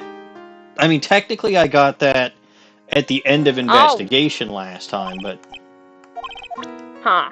No, there's Weird. nothing. Strange. So I'll just present the photo back to him. I'm normally rather fabulous. But in this picture, I'm the fabulous king of the fabulous world. I even got a fabulous trophy and a super fabulous bust. Really? That's really cool. I wouldn't mind stealing your trophy someday. I see what you did there. That's also not how you earn trophies, little goblin. Besides, you'd want to steal his bust anyway. And I don't mean the statue. I mean the one that he got that day, because I'm sure at least one of these two ladies was somehow enthralled by this Grand Prix. Very sad. They deserve better. They do. If you want to see one of my awards, you should just go to the Oh, really?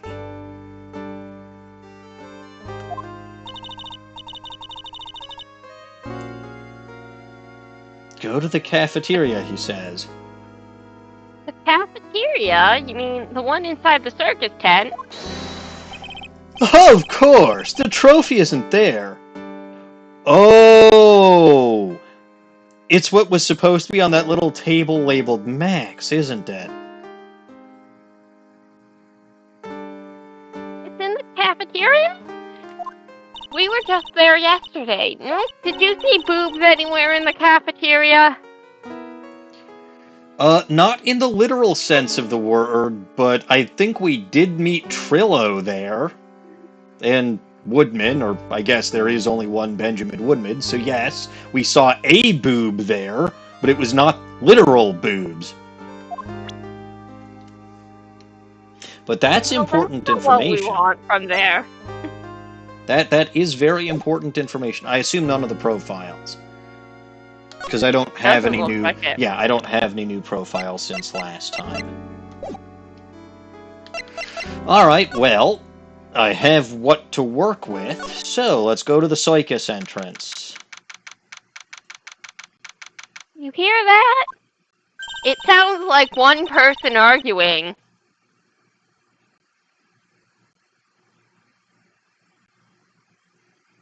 It's not technically the line, but I know who you're talking about.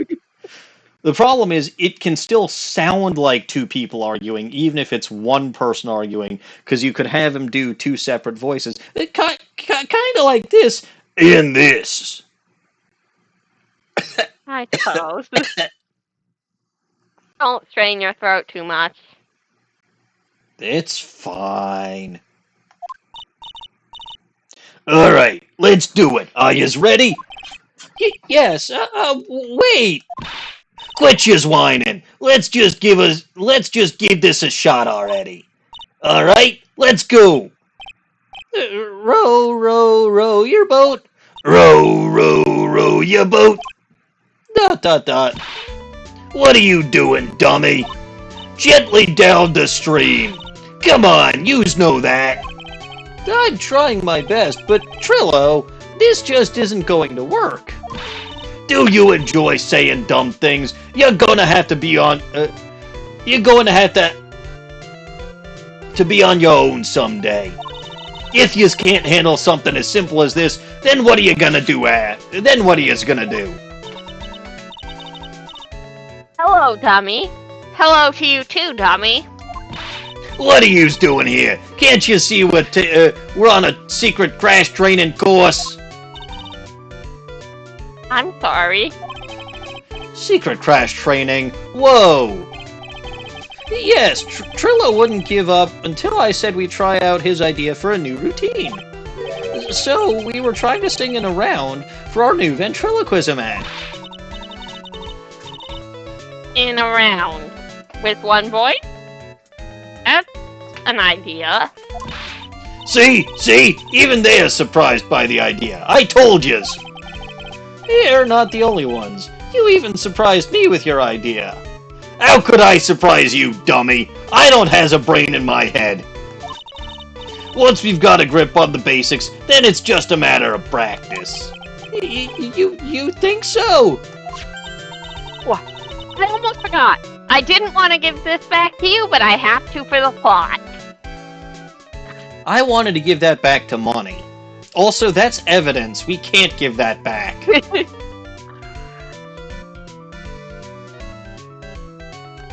But I have to for the plot. Oh. There it is.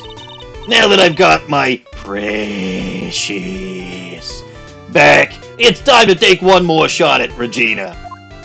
With a gun? I hope you saw what I did there. I don't know that I did. I referred to his ring as what? Precious? Yes? Is there a reference I'm not getting? Oy boy. Let's just examine the big top. Chat, tell her what she missed. No, you're old. Explain the reference. The rest of us aren't old. It's... Wait... Lord of the Rings! I've only read No, I think I did read the whole first book. I haven't seen the movies, though. I wasn't even talking, like, it's more so the movies than the book, but, I mean, even in the book, the ring is called, even in the book, the ring is called Precious. Yeah, well... See? Luna got it! I don't think Gollum is in the first book, and I haven't seen the movie. Yes, he is. Damn. I know there's stream delay, Luna. Anyway, go on, we're examining the big top. Well, this is reused. I know it's reused because it doesn't have a separate tab in here. Is or it? Anything except I feel like this looks new to me. The very big top is so very enormous. I'm 100% sure that's not new. It could be. It's not. The Hobbit could have been a better example too, yes. I mean, either way, it's Gollum from Tolkien's Lord of the Rings. One look at the huge 10 looming over you and realize this is... So is anything examined not, The door. I don't know which door. I assume the door to the... It's a snack stand. They have hot dogs, hamburgers, and drinks, not to mention... This is definitely reused. Yeah. But I had to examine the snack stand because I know that that's the little goblin's favorite. I would much like to steal some snow cones, please. Who would eat snow cones in the middle of winter?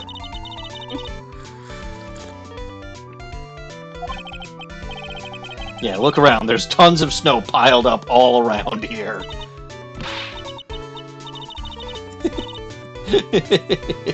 That's not even that much snow. No, there really isn't that much snow. We went over this last time. Stupid Californians or Japanifornians and their lack of knowing exactly how much snow is snow. That's barely snow. It's like 3 passes of like 1 to 2 inches. It's not even. Like, it's nothing. Like, it's I'm just examining all this stuff because I'm obsessive compulsive. We don't have to voice act this stuff because we've done it already. The streamers. Which is you. Yes, it is in fact me. At least on this channel. None other. So I'm wondering if it's the door to the lodge or if it's the door to the circus that's new. I suspect it's the door to the lodge. Yeah, so let's try the door to the circus first. The entrance is right here. The circus is... Yeah, that looks... Mm-hmm. Dolly... Yeah, no, this is reused. Okay, so it's the other one. Then it's the very big circus, the lodge door. The murder took place right over there. You never really get used to the feeling of being where someone's life was taken. I know. Ringmaster seems like he was such a good man. It's so sad. For everyone. Except for Regina, considering what he was allowing to happen. Alright. Yeah.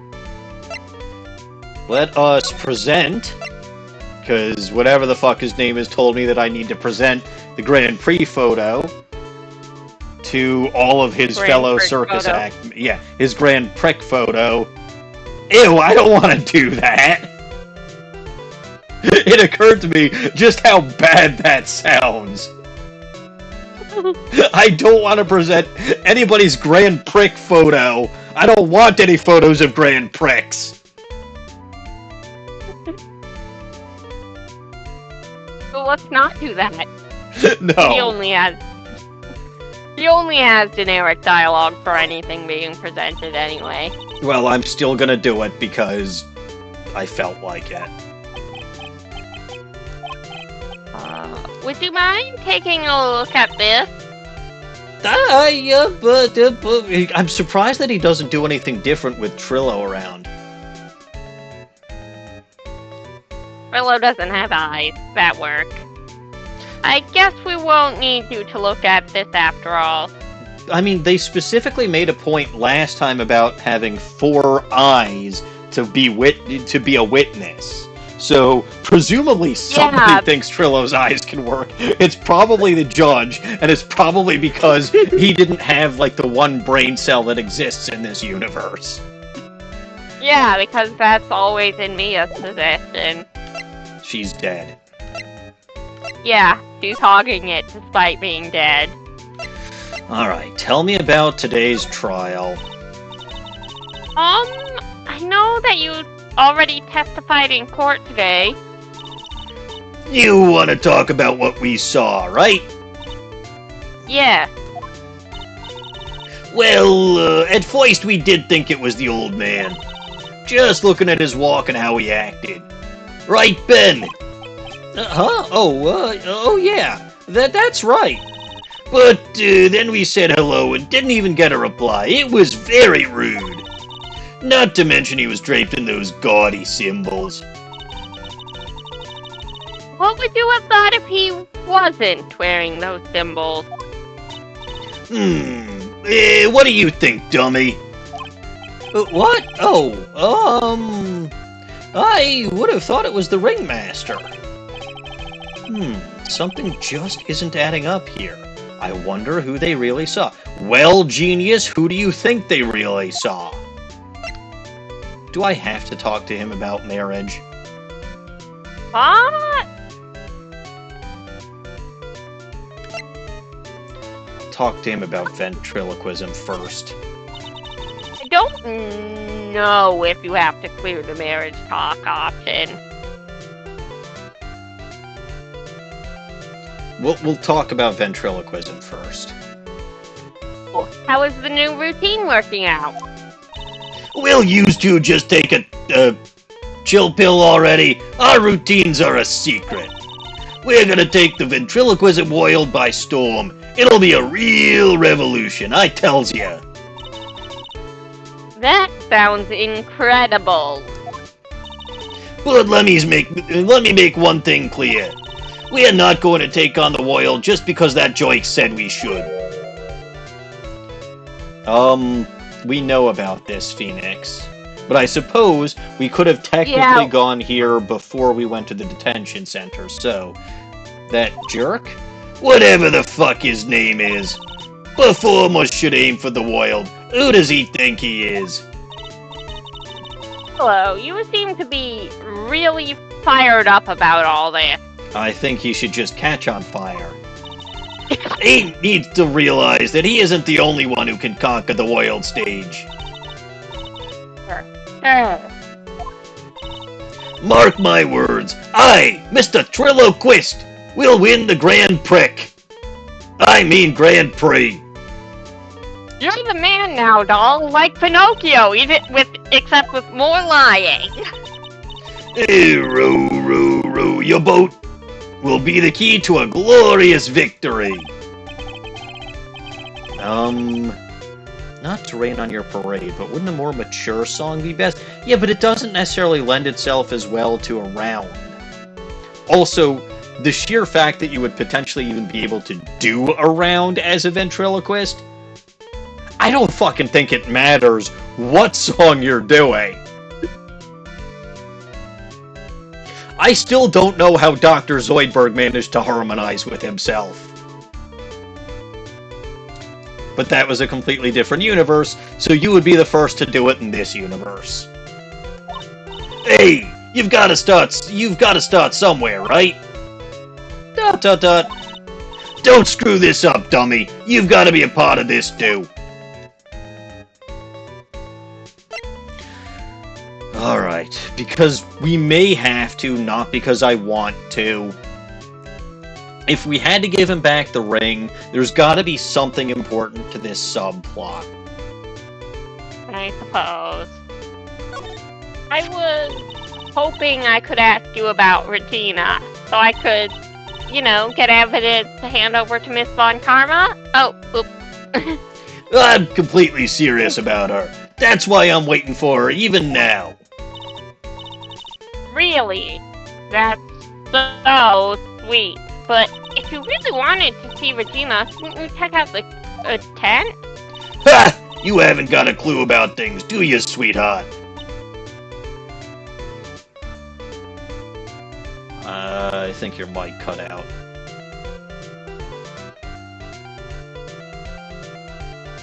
Did that pick up better? Nope. Eh? Better. Waiting like this is part of being in love. How so? If you had a clue, you would know that waiting is such sweet, wonderful torture. When your body aches for your partner's love, that's one of the best parts. Except I'm a puppet and don't have a central nervous system, so what the fuck do I know about anything I'm talking about aches? Sure. Yeah, I knew that. Poor Maya. She's so red she looks like a vine-ripe tomato. Well, I'm done with this schmuck. So, let's go... Big Top? I don't know. Where's Regina? I don't know. Hopefully somewhere safe. And she is, in fact, safer with that tiger than she is with some of the other people at this damn circus. She really is. And that's deeply concerning. To be fair, it's a tame tiger. Still. But yes, let's hurry up and get out of here. Hey, Nick, you're kind of a chicken, aren't you? Look, I've already been attacked by a tiger and a fucking monkey since I've been here. What's next, a giraffe? An elephant? A Maya? Probably a Maya. Or a Franziska. I have actually already been attacked by a Franziska. Boy, you missed that massive penalty I got earlier. Whew. It was horrible and hilarious. What No, did you do? I got a little gun shy when it came to pressing Mo, when I was basically told that I'd get penalties if I pushed in the wrong place. So I missed something important and ended up with a massive penalty as a result. Lovely. It Uh, didn't help. Like, I feel like a lot of these cases are meant to be played such that you at least do them relatively close by. Or, like, when I say, like, consecutively, like, maybe you play them over the course of a day or two. I'm going on 2 weeks with this already uh-huh. since I originally started, and that's when the information about the thump was first mentioned, and I forgot about it. Yeah. So I completely missed that there was in fact a contradiction when he said he went to go stare out his window. Hmm. Anyway, no, no, no, no, no. I'm just allergic to wild tigers. Well, that's a tame tiger, so there shouldn't be any issue. All right, I assume examining everything in here is reused. I would also assume so because there is no examine tab in my script for in here at all. Makes sense. Always talking about hamburgers with you. And upset that the snack stand is closed.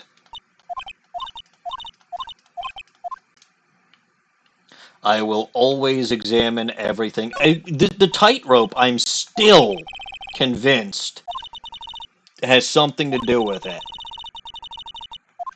Because again, there is more than one way to not leave any prints in the snow. The Right, ladder, and where are they getting a tightrope walker? there's a guy named Acro, who I presume is some kind of acrobat. Where are they getting a tightrope walker? I don't, like, again, How long until you actually meet Acro? I don't know. I know he exists.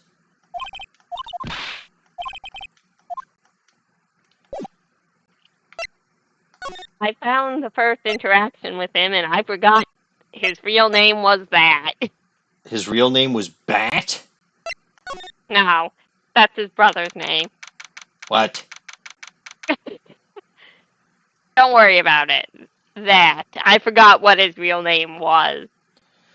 Alright, so we're in the ringmaster's room. I don't think that there's any more clues in here, but Okay, well, there should be an interaction though. yes. Loser, fuckface, and the ringmaster had their talk in this room. That could have been when the ringmaster put on Loser Fuckface's costume and went outside. I see you came up with a new nickname for him. It's fitting. Hmm. Do that. Maybe it was cold or something? It's not like that outfit is particularly warm. Considering the lack of the shirt, no shit. I'm guessing all of the stuff in here is reused as well. Yep. Okay. Look, I have to. I'm obsessive compulsive to a certain degree.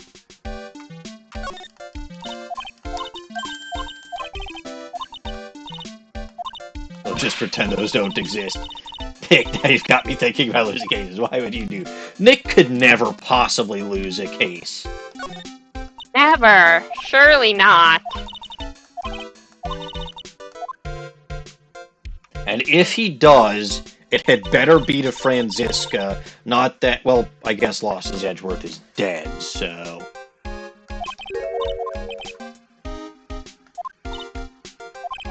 Oh dear. What? Nothing. Well, they confirmed it multiple times in this game. I know. Like I said, nothing.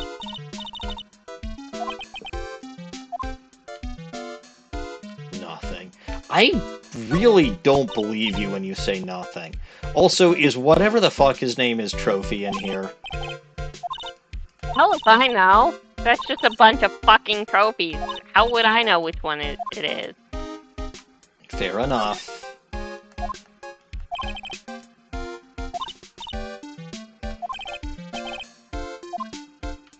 Alright, I think I got everything. Oh, wait a minute. No, I didn't. The desk.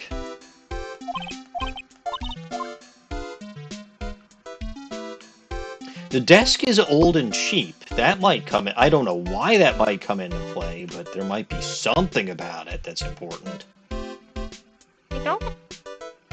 I don't remember, but I also have blocked as much of this case from my memory as I physically can. Alright, so there was nothing in there. There's nothing in there. I was told to go to the cafeteria to try to find a bust. Unfortunately, I don't think it's the one that we were looking for. Ironically, there is nothing new to examine in the cafeteria either. Well, I'm there anyway. They still haven't cleaned this place up. If Pearly got one look at the state of this place, she'd slap whoever was in charge across the face. I'm not sure how she'd do that because she's probably not tall enough to read. Most likely not. Remind me never to invite her to my office. So, none of this stuff here. According to my lack of examination tab, no, there's nothing here.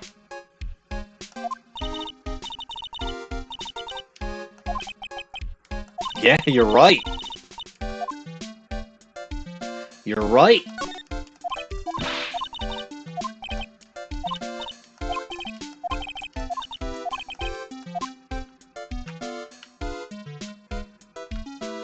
The bulletin board. I'm still surprised that there was nothing important about the bulletin board. What do you mean, Nothing. How is the broken bottle still there? But also, I can't even examine it this time.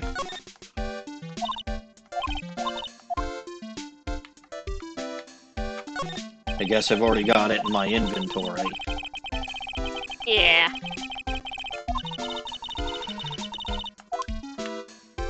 That bottle literally breaks time and space and exists in two places at once. Lots of things do in this series. It's not my fault. Yeah, it's the doctor's fault, but you'd think that would be resolved after he got killed. He might have regenerated. Hopefully into someone a little nicer. Is he ever really nice? The doctor? I don't actually know the answer to that. Usually.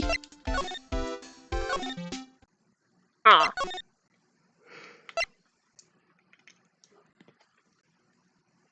Yes, it's a broken ghost bottle. Okay, so I'm guessing I've got to go back to the Wright & Co. law offices. No, you gotta go bug Gumshoe. Then I've got to go to the detention center. No, he's not in jail. Well, I don't Gumshoe would see the never- police office. Right, but Gumshoe would never get sent to jail. Where would Gumshoe perhaps be when At the Criminal Affairs Department. Right. Sure. Yes, Wright as in Wright & Co. law offices. No, what would he be doing there? The murder didn't happen there. That was like a year ago. Oh, yeah. Over a year ago. Fine, let's see the lodging house. Oh, it's used to. You look like you just got hit by a truck. Shouldn't you get some rest? It wasn't a truck, pal. It was Von Karma's whip. Again. But yeah, no, I'm taking a rest right now, pal. I've been listening to some crazy clown's life story. Oh, right. Von Karma did promise to have one of her underlings listen to Moe's sob story. And we both knew it was going to be Gumshoe.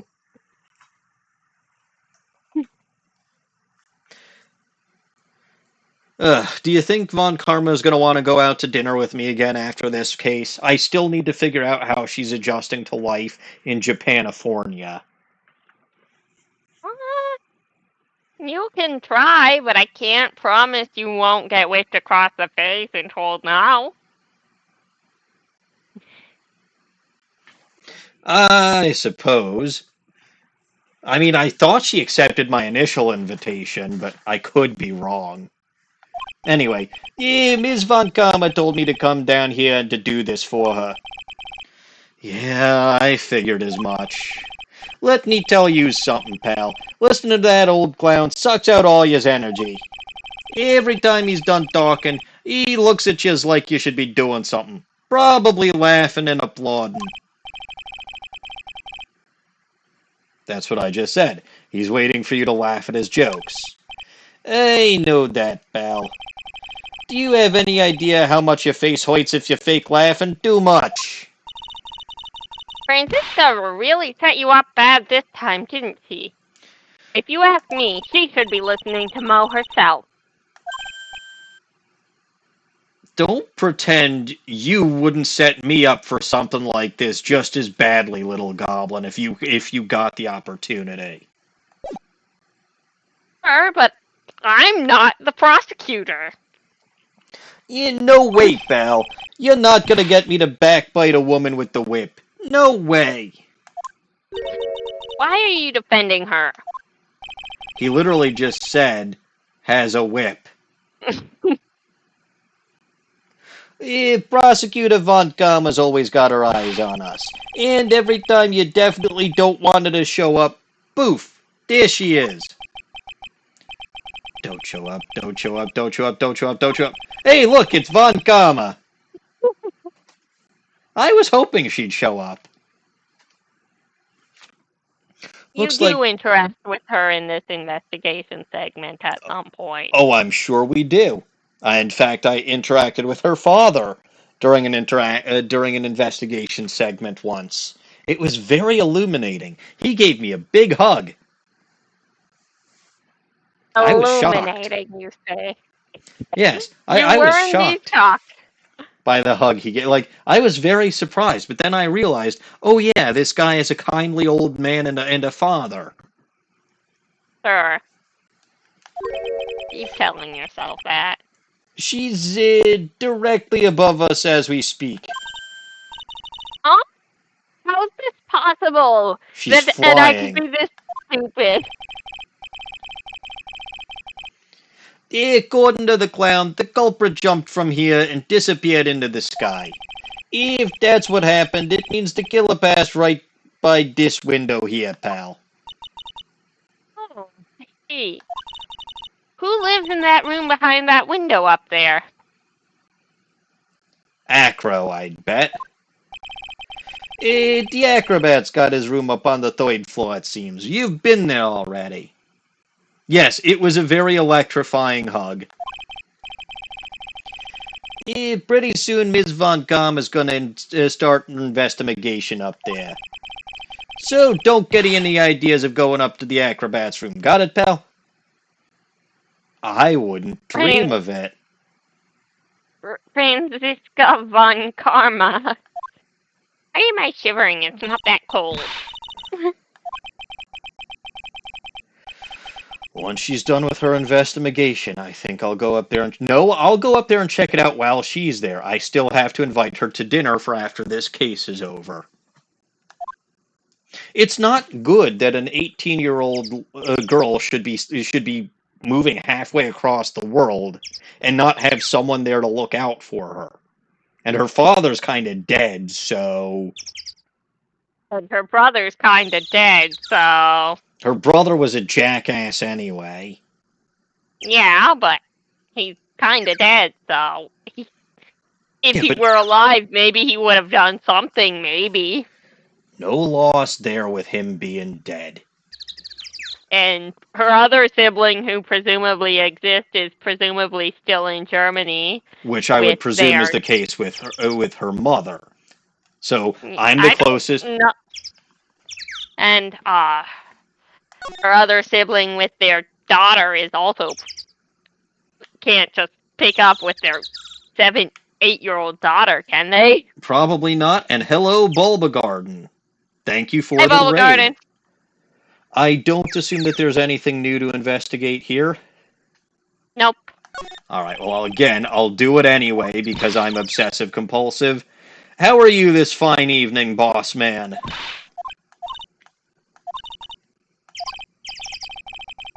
Yes, an edge was lost, but he lost his Edgeworth a long time ago. The disturbed snow made it look like... I still don't understand what the heck the deal is with this wooden box. I really don't. Oh. I remember the pepper, but I don't remember why it was in that box. I'm still half convinced that the pepper's gotta be drugs. I don't think they put this in a I don't think they put that in a video game for kids, but it almost. Oh, Gumshoe left. How did I miss that Gumshoe left? Huh. Well, I'm gonna go to Moe's room. I'm gonna mose on in. Sure. Moe's not here. If he was here, you would have been able to tell even before you stepped into his room. I mean, you would have heard him laughing away. What do you think he's laughing at when he's all by himself? He thought he was just thinking up new jokes. He must really love his work. What, you don't think from all the clown costumes you've got around here that he loves his work? Is there anything new to investigate here?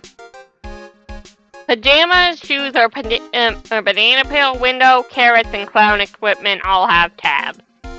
Good. So let's investigate the desk. That does not have a tab. I assume it's reused. Look at all the hard books he has here. Clowns for Dummies, The Joke's on You. Treat Your Peons Right, and the classic Funny Jokes Are Funny. Yeah, no. It's reused.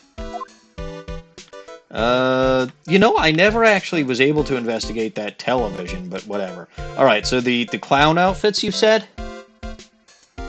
Not the clown outfits, the clown equipment. Oh. Right, Maya was talking about starting a costume collection for World Spirit Channelers. And I say that as soon as she starts paying the bills, she can call it our office. Alright, the pajamas. Moe's got an excellent pair of pajamas, laid on his bed in an excellent manner. They're not actually pajamas. They're actually costumes. Uh-huh. I guess you could say that they're professional sleepwear. What? The banana peel! Really gotta give it to Mo. Flipping on a banana 100 times a day. That's incredible. Maybe I should give it a shot myself. I guess I'll start out by juggling. Maybe you should start with spirit channeling. Just a thought. Learn from your little cousin, Pearly. Or Pearly, he hasn't even attended school. Yeah, but she's the one... We established that she's the one running the classes now in Morgan's absence. Well, in Morgan and Misty's absence. That's concerning because she does not know how to read. Doesn't matter. What do you need to read for in order to become a spirit? To teach spirit medium?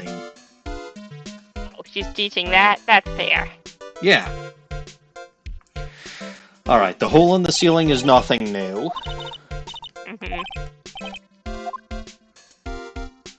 The clown equipment you said was new. Uh-huh. Clown equipment is so funny looking. He's got a balancing ball, a unicycle, he's even got a trampoline. But they're all broken. Oh, you gotta give them all a shot. Trying is the most important thing. I could use a shot. He sure seems to have tried them all, but were any of them useful? You could use a shot. Are your vaccines not up to date? I meant of alcohol.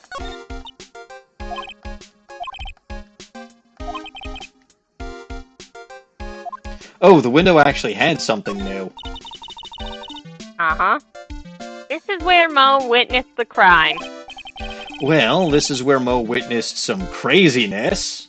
I knew it! The pepper was drugs! I mean, come on, a flying criminal...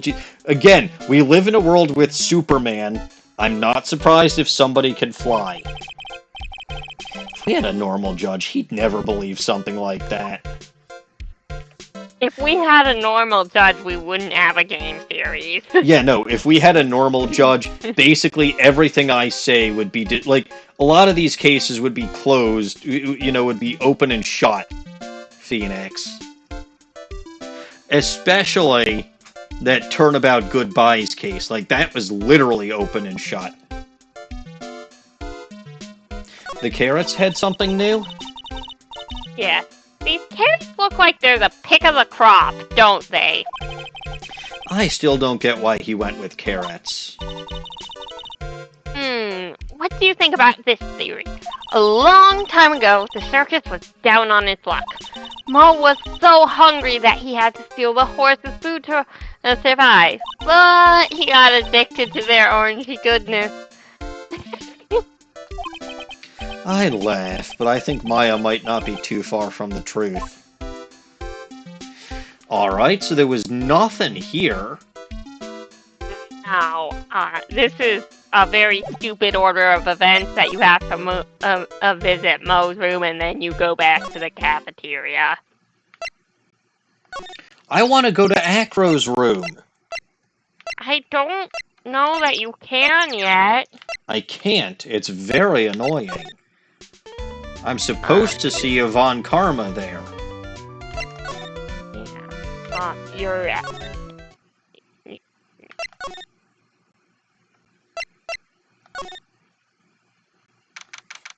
I don't know why they make me go to Mo's room and then the cafe. Like, specifically go into Mo's room? Or, like, go have that interaction with Gumshoe and then... No, you have to go to Mo's room and then you go back to the cafeteria because you have to know that Mo's not in his room before you see him in the cafeteria. Why? I don't know! Aha! Right! Welcome to the wonderful, the fabulous, the cafeteria! Yikes, he's in an awfully good mood.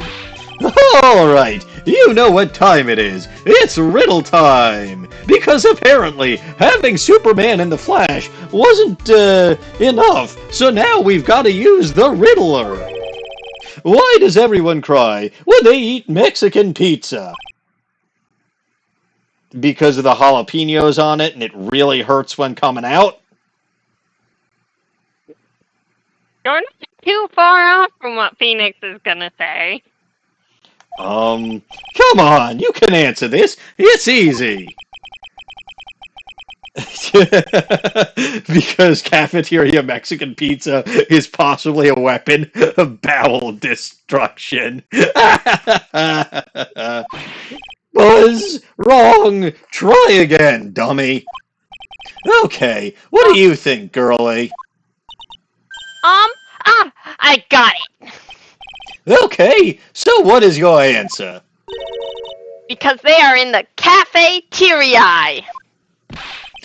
Exactly! It's an incredibly sad place, that cafe. Mo can dematerialize and rematerialize, but only when specific conditions are met.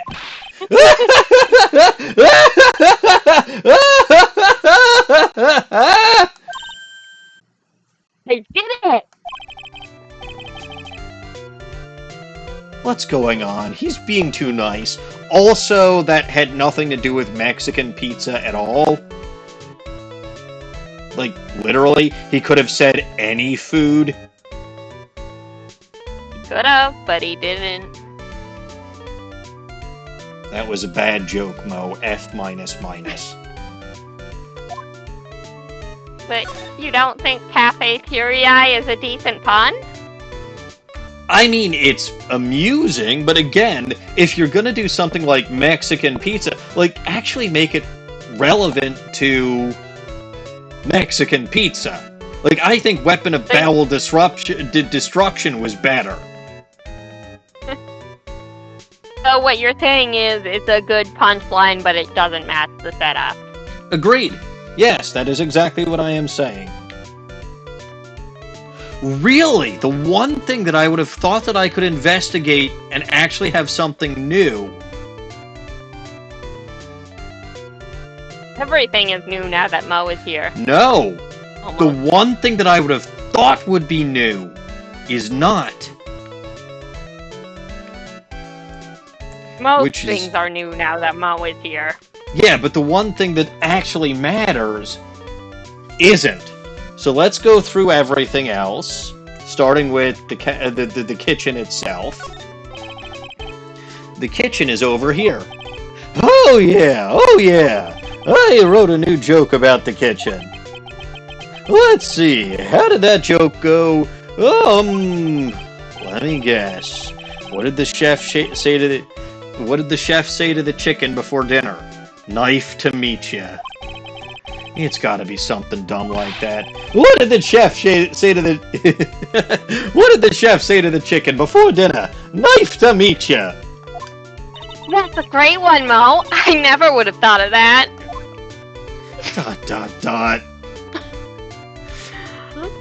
Alright, let's do the far left table.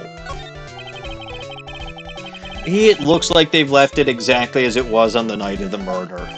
I was in charge of the cooking that day. That explains why everybody left here in such a hurry, because my meals actually are weapons of bowel destruction. It was going to be a special menu. Really? What were you going to cook? Moo burgers. What are those? A beefy burger filled with laughs and a sauce that tastes like my jokes. They're outstanding. So those burgers leave just as bad a taste in your mouth as his jokes then. Oof. Alright. Still nothing from the bottle because that bottle doesn't exist anymore. So how about the overturned stools? The chair's been knocked over. What it looks like. Looking at all this brings back lots of memories. What do you mean? I proposed here to a girl on horseback.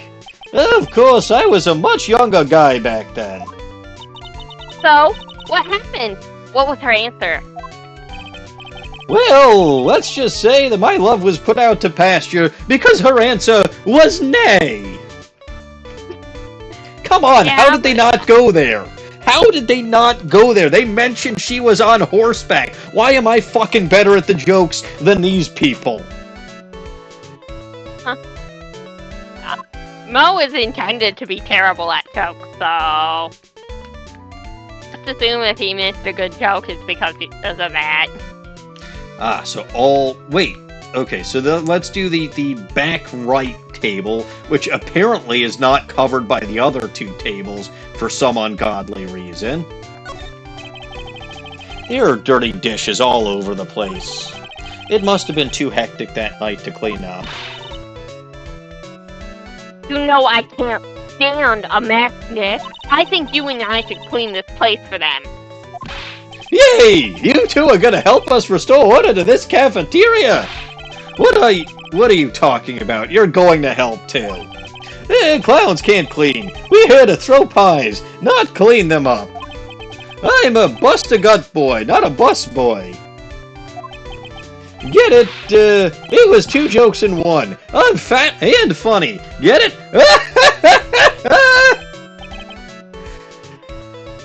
Yes, Mo. We got it.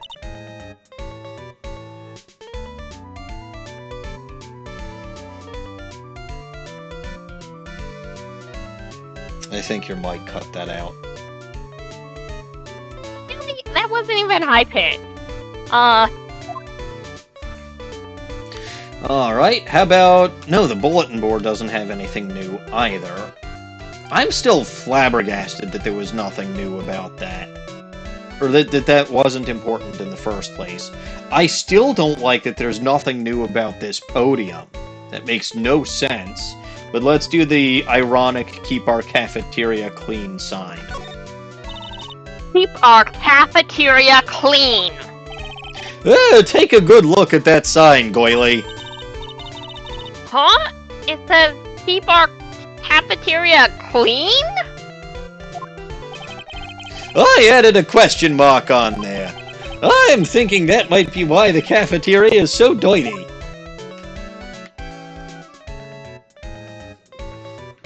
I don't see a question mark. I think you're lying. Alright, what can I present this joker? My attorney's badge. Sorry, but I don't know anything about that. I see. After all, I'm just a clown. I concede Mo's a clown. I get a feeling he's not your average clown. Pretty much any of Max's stuff except the Grand Prix photo is one set of things. Like, they're all not the generic, but he only has one Max thing to talk about except the Grand Prix photo. See you in a bit, Luna. So what about the picture of the Luna. crime scene? Nope. Really? That strikes me as something that he'd have a comment about, considering the lack of footprints and the fact that he saw the criminal go flying in the air. But fine, let's do Max's silk hat. I can't stand whatever the fuck his name is, and his damned attitude sometimes. I know. But lately... Huh? It's just, lately I've started to understand what he is always going on about. What is it then? Well, I'm not sure if I could explain it all that well just yet. Just when you think it's impossible, Mo flashes a glimpse of maturity. Nothing about the ringmaster's papers, no jealousy as to how much whatever the fuck his name is getting paid. The Ringmaster's Papers is that same set of dialogue. I assume the poster is the same. The bottle? Yep. Nothing about The bottle is in anything else. But he's the one that pointed us in the direction of that bottle in the first place. The circus map? Well, nope. He gave us the circus map! Uh-huh. Money the monkey? Nope. How do you not know anything about... Well, okay, I guess you don't get paid well enough to know about money. The autopsy? The note, I don't know if you have the note yet. I do not. I'll show him the Grand Prix photo because whatever the fuck is told me to. Ah, not this picture! He showed it to you guys too! Huh? You've seen it as well? Well, you know what they say about whatever the fuck his name is, Galactica. He really gets around. Oh dear. Poor girls. What? Those poor teenage girls. Yes. That's no laughing matter, Mo. Hey, hey. Oh, yeah. He didn't just show me the picture. What do you mean? He showed me...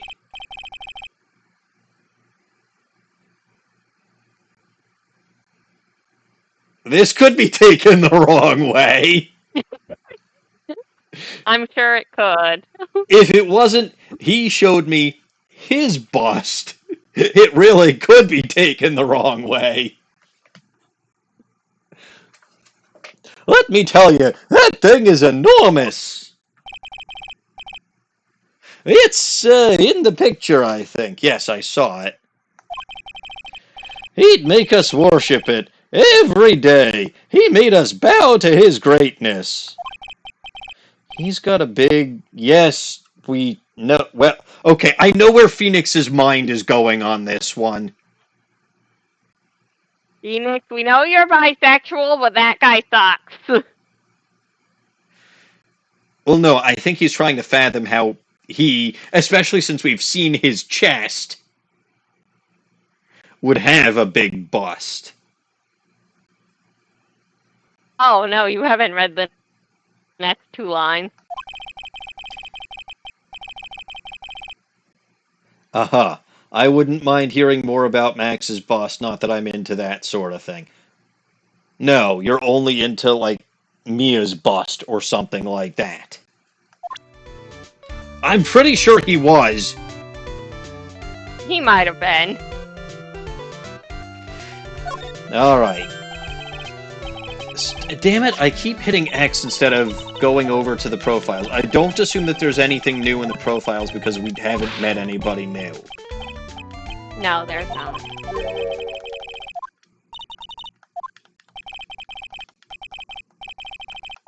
Come on, come on. I wish there was a way to skip through all of this. Okay, there we go. So, I suppose I have to talk to him about some stuff. You sure do. Oh, good. So by presenting all this stuff before talking, I now have another talk option. You do. Today's trial. Today's been a really crazy day, hasn't it? Hey, you're telling me. I didn't think it was gonna be so tough. And I met the prosecutor lady, and she had a whip. Except it was an animal she was taming. Let me tell you something. Huh? Yeah, it was a tough crowd. That's what you call a crowd that refuses to laugh. In fact, I did that a couple of times during the trial today. For instance, it was such a tough crowd this morning. I had to smash watermelons.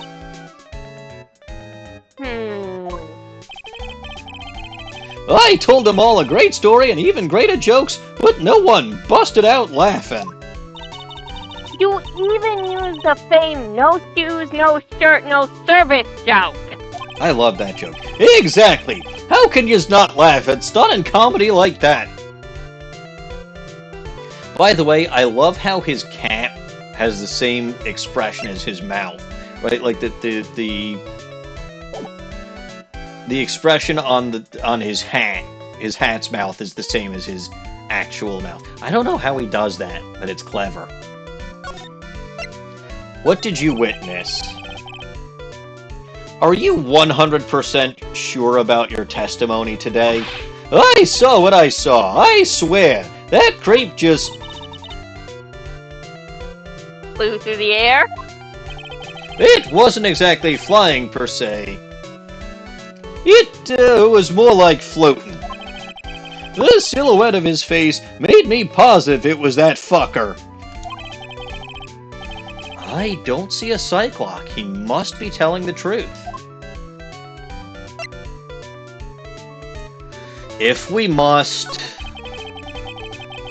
Max's bust should be over on that small table over there. There's nothing over there. Really? Oh, yeah. When was it? I'd say about 5 days ago, all of a sudden. The bust disappeared. Explains why I didn't see it when I was staring at his chest. Why were you staring at his chest? I don't have a choice! He never wears a fucking shirt!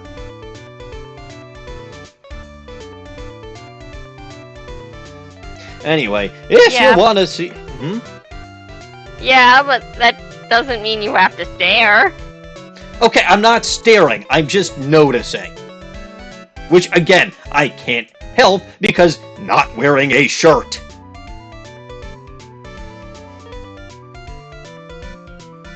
Fair enough. And again, that's right about where the fucking dialogue is. Trust me, I would rather it be Eenie Meenie or Mia or Lana or Angel. But it's not. None of them are in this case.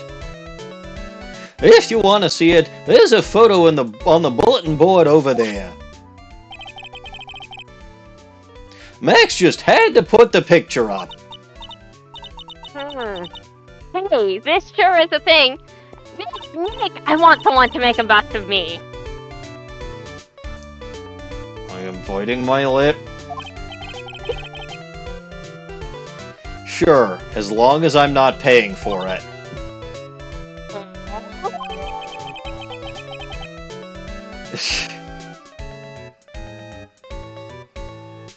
Whatever the fuck his name is, bust added to the court record. Bronze statue taken from the cafeteria before the crime. Is there anything else that's changed about this place? Nope. Nothing's changed that I can see. And my vision, as we established earlier, is 20/20. Probably because I eat so many damn carrots. I wonder if he's actually thinking about this or if he's setting up some bad joke. Nope. I'm drawing a blank here. A quiet mow is a good mow in my book. That's rude. I guess there aren't really any other things that have changed, huh? Well, there is this one teensy tiny thing that does seem different. Tell us. Alright, what changed? Well, on the morning of the crime, over on that bulletin board, this piece of paper was posted front and center.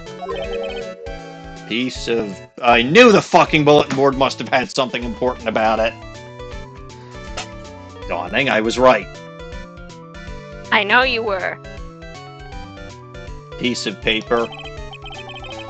It's torn, so I don't know what it said, but I could see its title. Right. It says, "To the murderer." Okay. Maya was saying something about putting a fake clue up there about message from the killer. I guess this was someone pulling a prank. Mamma mia, murderer! Yep, that's what it says, but the rest of it has been ripped off. And I don't know who posted it. It's not like we keep video cameras around here, because that would be an invasion of privacy. Also expensive. Mostly expensive. When did you find this? The morning before the murder. Before the murder. Yes. The ringmaster was killed the night after this paper was discovered. Who in the world posted this thing? And why the fuck does it say to the murderer before the murder happened? Time travel! I fucking knew it! Done! I fucking knew it! The Time Lords are back! It's only a matter of time. God damn it, we just killed him! Or Meanie did. By the way, welcome back, Luna, and by the way, in my canon, Phoenix goes on to defend her and gets her off for murder. Sure. On the grounds of, he really fucking deserved it, Your Honor, and it was basically self-defense. Sure. I think we'd better follow up on this important lead. Which is to say, we have to go present that to loser fuckface. I'm going to present both the bust and the note back to Mo. The bust is the same as the silk hat. I suppose that makes sense.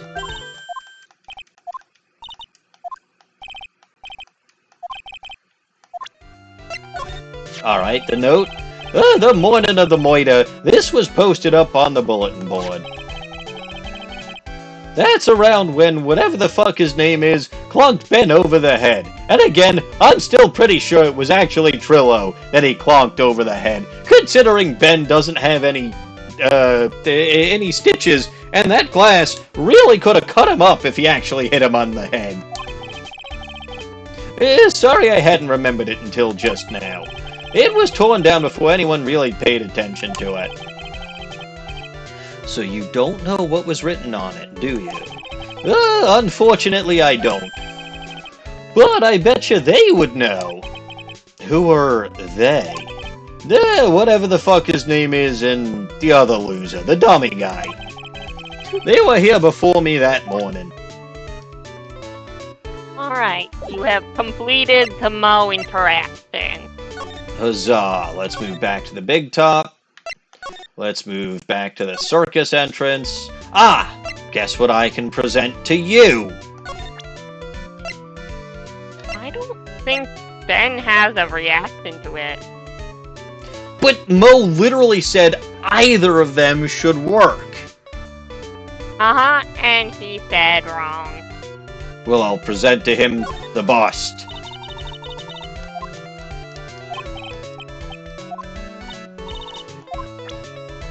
Damn. But they specifically went out of their way to say both whatever the fuck his name is and the dummy. Yep. Uh-huh. But it's just a Might goddamn I remind you generic that text. I'm pretty sure this case was written by a drunk man. So? How much coherence can you really expect? You realize I wrote a lot of the BMU Mafia flavor text while drunk, right? How drunk? Wouldn't you like to know? Because I'm pretty sure Takumi has said he was blackout drunk. Okay, I have never been able to get... Not that I've tried, but I have never in my life been that drunk. Yeah. He was very drunk. Bulba Garden Mafia Universe text Luna.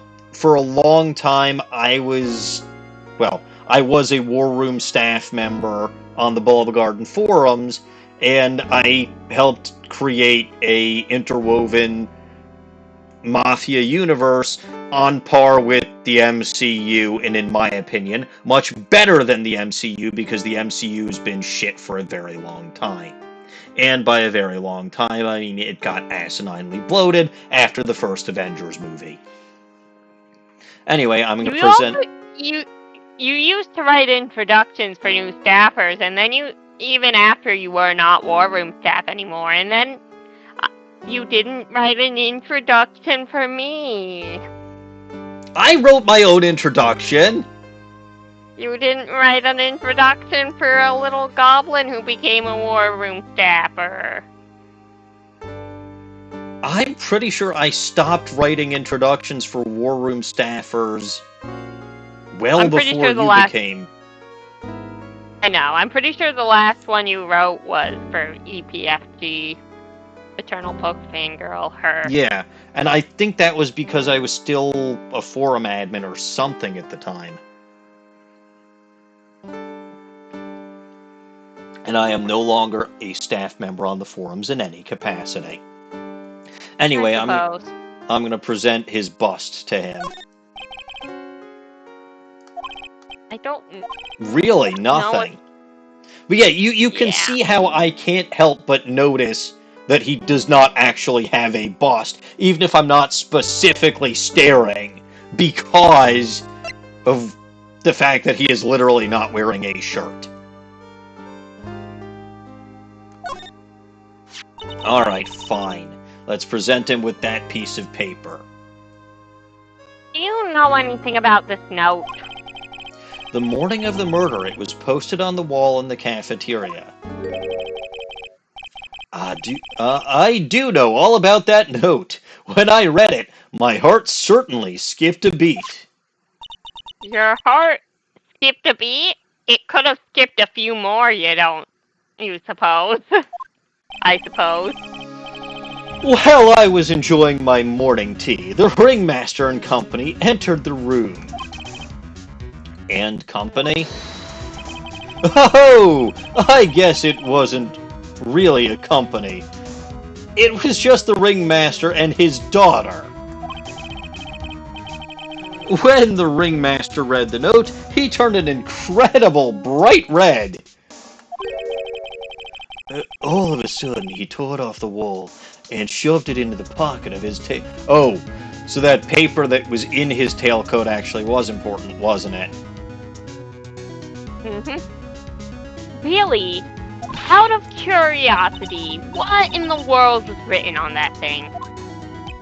Let me see. I don't remember the non-fabulous details of life. Uh-huh. Oh, I don't want to steal the fun from my sweeties. Go and find out on your own. I'm sure you can find it somewhere. You might also want to ask, You might... Sorry. I was just saying, nothing that disruptive.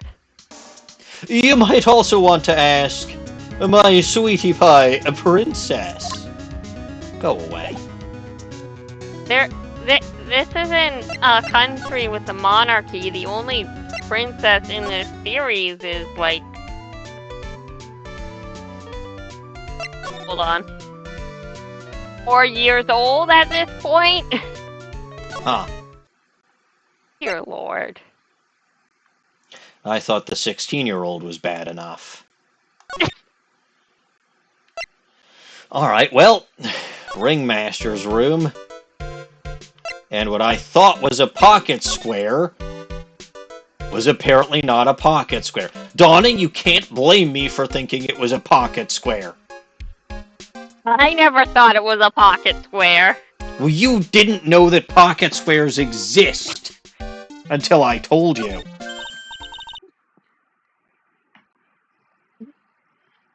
Hey, do you see that? There's a scrap of paper shoved into the pocket of the tailcoat. You know, I've got a feeling I know what that is. It's a pocket square. I bet it's the other half of the note Mo gave us. Don't be ridiculous. Up and check this thing out, Nick. I knew it! It fits perfectly with the other piece. You know, it does take a little bit of time to do the animation, right? Oh, sorry. What does it say? What does it say? I really don't care, but... To the murderer, I have conclusive evidence of what took place. Meet me at 10 o'clock p.m. tonight at the Lodging House Plaza. Tonight at 10... Oh, sorry. What were you saying? Whatever the fuck his name is, did say that the ringmaster had something to take care of around 10. Tonight at 10 p.m. That's when the murder took place. Now we need to find out who called out to the ringmaster. Note updated in the court record. Fun fact, they got rid of the little scrap of paper in his pocket, but they couldn't bother to get rid of the bottle in the cafeteria. Let's examine that tailcoat again. The ringmaster's tailcoat. It's been expertly cleaned and pressed. It's got one perfect crease. The ringmaster must have liked things neat and tidy. Pointless, isn't it? There's no way this beats Mo's room. Now that's cool. All I can hear in my head right now is...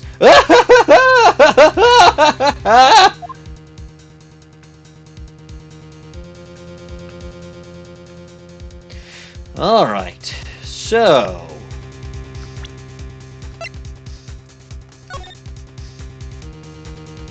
To the murderer, you haven't forgot what happened 6 months ago, have you? I have conclusive evidence of what took place. Meet me at 10 o'clock p.m. tonight at the Lodging House Plaza. So what happened 6 months ago? Dawning, thoughts? I mean, considering it says to the murderer, I assume something murder-related. No, don't be ridiculous.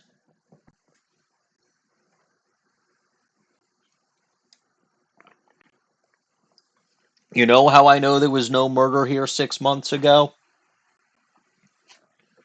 Because the murder was in Kurain Village 6 months ago? Yes. And there was nobody else here asking for a defense attorney.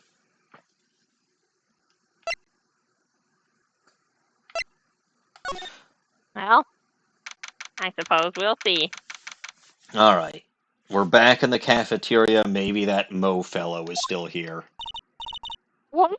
Mo's gone. Well, I guess he teleported again. There's a message on the bulletin board. Oh, goody. I'm hungry, so I'm off to get some hamburgers. Love, Mo. I can see why Maya likes him so much. Hamburger. Just thinking about it is making me hungry. All of a sudden, I need a burger bad. All of a sudden, I need a new partner. Bad. I really do. I'm guessing... Who you gonna get? An 8-year-old? No, an Emma Sky. She's in Europe. You don't know that. I actually do.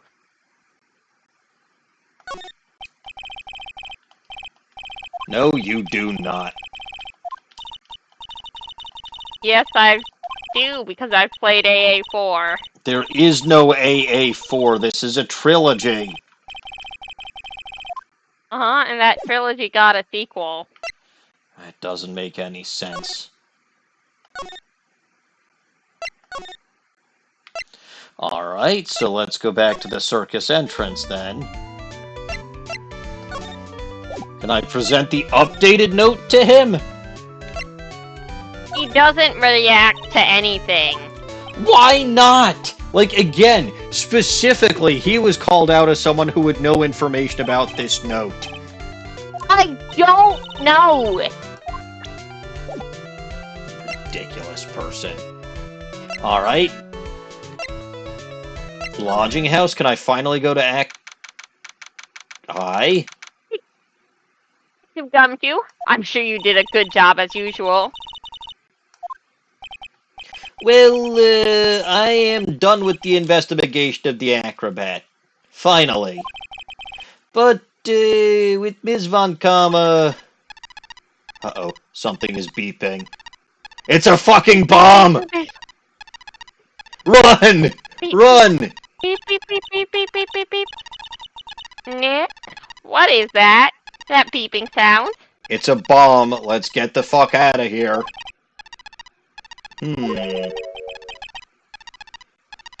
It's Ms. Von Kama. Huh? Every time I hear that sound, she's usually not very far behind. What? What?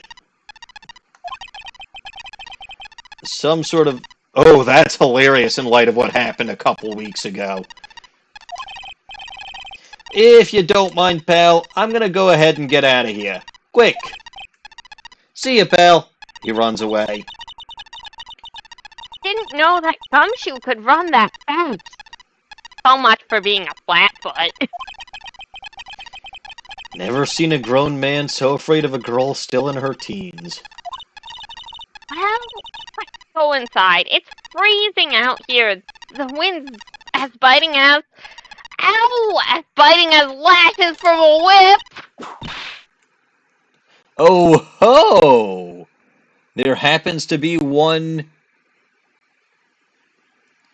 Ms. Von Karma hanging around, is there? How in the hell do I...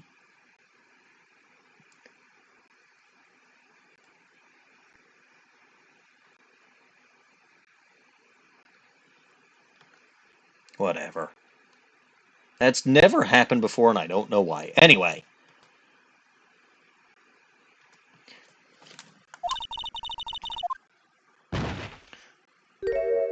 Oh, hi! And how are you? Will you be joining me for dinner after this case is over? This was a real battle today in court, wasn't it, Mr. Phoenix, right? What can I do for you, my dear? Tomorrow will be the day my dream finally comes true. You mean the story of my defeat at your hands making the national news? National news? You possess such a small sense of scale. The global news, Mr. Phoenix, right? Your miserable plight will be known internationally. I think she might be overestimating the importance of a win by just a smidge. I also think she probably needs a hug. What do you think? Probably, but I don't know if it would be wise to attempt at this time. Well, I'll try it again. I'll try it anyway. Ow! I got whipped!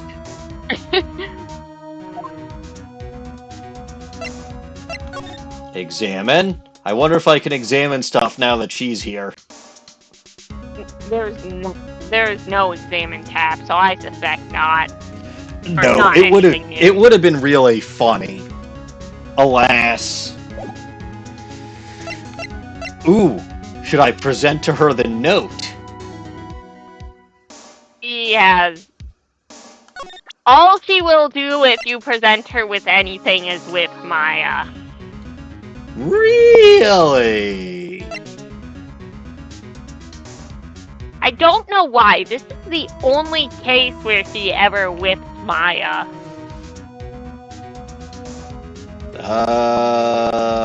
Sign of affection? I don't know. Attorney's badge? Are you trying to get Maya whipped? Oh, it's because Maya's the one actually making the presentation, not Phoenix. Yeah. What about this? No, she hit me again. Maybe you should hold off on the wild goose chases. Ah, but if it's not a wild goose, like, I'm pretty sure this note is important. Let me share the evidence that I have collected with you, because I am a good person. So have a look at this note. What about this? She hit me again! I'm trying to help you, Von Karma. By the way, I figured out... Well, I don't want to show her whatever the fuck his name is, Dick's Grand Prick photo. No, I don't think she wants to see it. She doesn't deserve that. She might get a kick out of the two ladies in the photo. She might. You know, if we cut the prick out of the photo, it would be a decent photo. I was thinking that earlier. There's not a really good way to do that, but I'm also not a Photoshop expert. Dawning, I suggest you try that. I'll think about it. Actually, I have a better idea. Oh? Don't just get rid of that asshole. Put someone better there instead. Who do you have in mind? I'll think about it.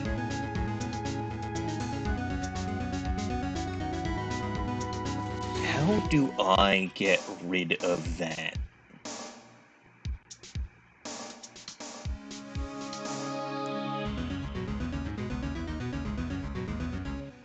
Refresh is just going to remove everything that's there.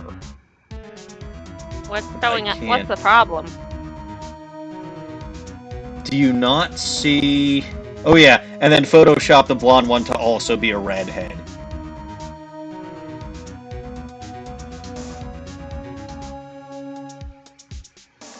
Oop. The problem is that it's showing that I can use reward when I don't know how I can use rewards when I'm not even logged in. I don't know either. That's weird.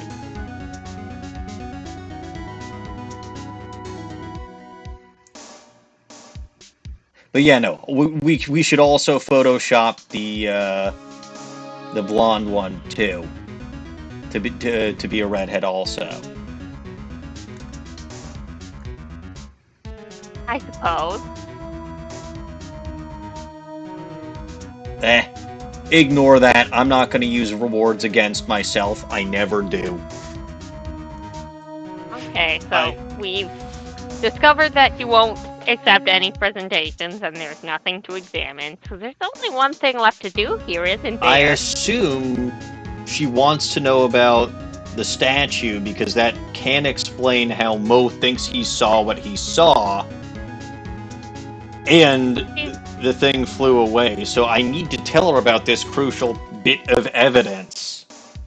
You're just trying to get the little goblin witch. I would never!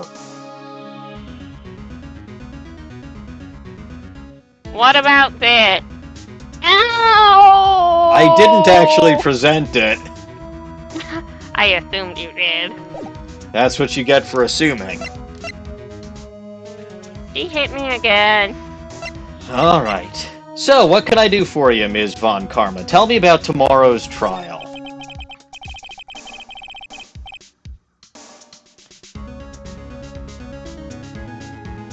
Ms. Von Karma.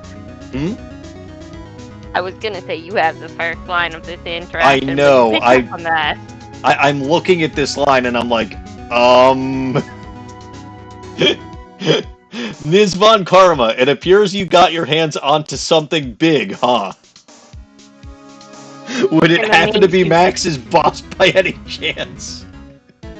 I'm amazed you picked up on that much. Anyone could. You couldn't hide that look of victory with 10 paper bags on your head. I've got conclusive evidence and a conclusive witness. Need any more hints? A conclusive witness, huh? You must mean the acrobat, right? I'm putting in the summons for him to be called as a witness as we speak. It's the final nail in your coffin, Mr. Phoenix, right? Yeah, I get it already. You want to beat and destroy me. I don't understand why. I want us to be friends. I want to be the guy, I know you need someone... Actually, no, I get it. She may not be a little goblin, but she shares a little goblin's desire to attack and give the people she cares about crap. She knows... Hello, Lissy! Hi, Lissy. She knows that literally all I am trying to do is look out for her. Because she's all alone in this strange and stupid nation. I can't worry about her. I've got to try and find out more information myself. Okay. Why are you so obsessed with revenge, my dear? Why do you keep giving us the evil eye? It doesn't matter if you prove the defendant guilty tomorrow. Nothing will be able to bring your dad back. Tut, tut, tut. My dad. You must mean the esteemed Manfred von Karma. Of course! Your dad! I know you miss him. Enough out of you. One more word and you'll get a mouthful of wit. Now, when did I ever bring up my papa's name in this or any other conversation? It's true, she didn't. I noticed that. Also, Lissy, when does anybody ever know what I'm talking about? Especially me. I try to know, and then I realized that's a really stupid idea. It might be. Then what is this revenge thing you're talking about? You wouldn't understand me, Mr. Phoenix, right? I have to see him again one more time. What? Is this going where I fucking think it is? That jackass? I'm sure you know to whom I refer, Miles Edgeworth. He killed himself. I had nothing to do with that shit. Stop bringing up his name. He's dead. I never have to deal with him again, and he's a piece of shit anyway. What? Mr. Edgeworth? Don't talk to me about that fucking crumb bomb. Alright, fine. Talk to me about that fucking crumb bomb. Why would you even bring that jackass up? He killed himself and left you all alone in this country. You haven't forgotten, have you? Do you know who it was that trained that gifted prosecutor, Miles Edgeworth? Gifted my ass. Manfred Karma. Exactly right. It was my papa. That means that Edgeworth was right again. Miles was like a little brother to me. Huh? Little brother? Edgeworth and Nick are the same age. I was going to say, I see the chronological problem with that. But I could also see her being the dominant one and whipping him around the house.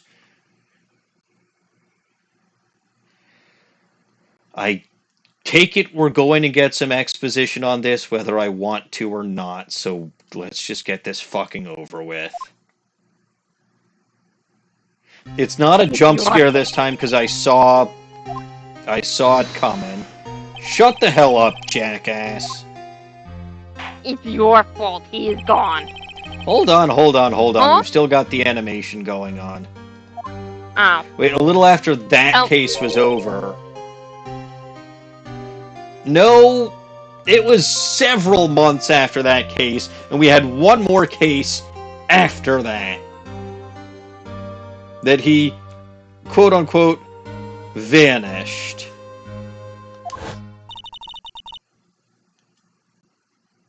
It's your fault he is gone. Huh? It's the truth, isn't it, Mr. Phoenix, right? Even if it is, I don't give a fuck. He deserved it. No. What does she mean? Well, this is a pleasant topic to talk about, so let's talk about Lost as Edgeworth's death, and how I laughed when I heard the news.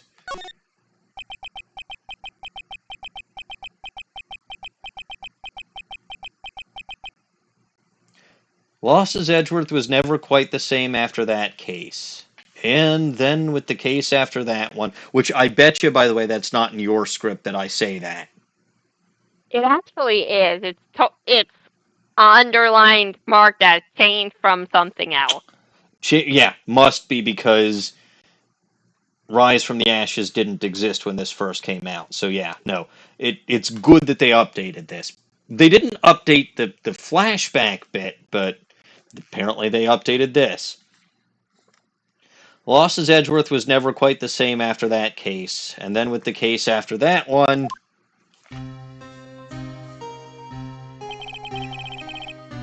he never set foot into a court again.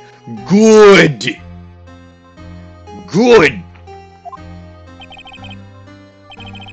And then one day, he just vanished. Like right after that second case.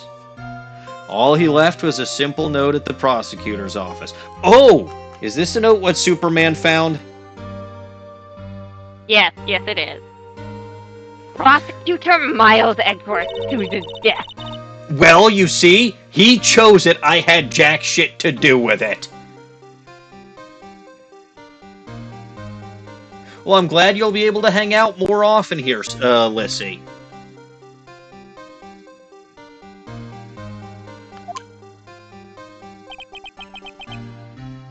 That was a little under a year ago, actually. About a year ago. It says that was 1 year ago, but it wasn't. It was literally this year, just towards the beginning of the year. It was a few months after you left to go back home. Mr. Edgeworth is dead? I don't believe it. He's still alive, I'm sure of it. Somewhere in this world, he's still alive. Prosecutor Miles Edgeworth chooses death. Of course he did.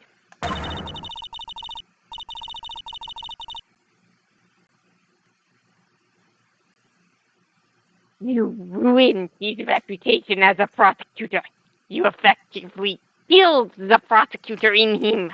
Actually, again, while I handed him his first defeat in court, I'm pretty sure it was Chief Gant that killed the prosecutor in him. Well, that and finding out that your father killed his father. Well, okay, I had to make it look like that happened, but you know what I mean. Like your victory muddies the honorable name Von Karma.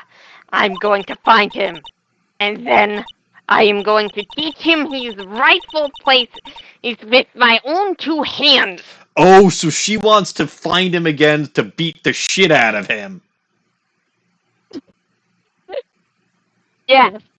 You know what? We're on the same side here, my dear. If that fucker is still alive, and God, I hope he's not, I'll beat the shit out of him with you.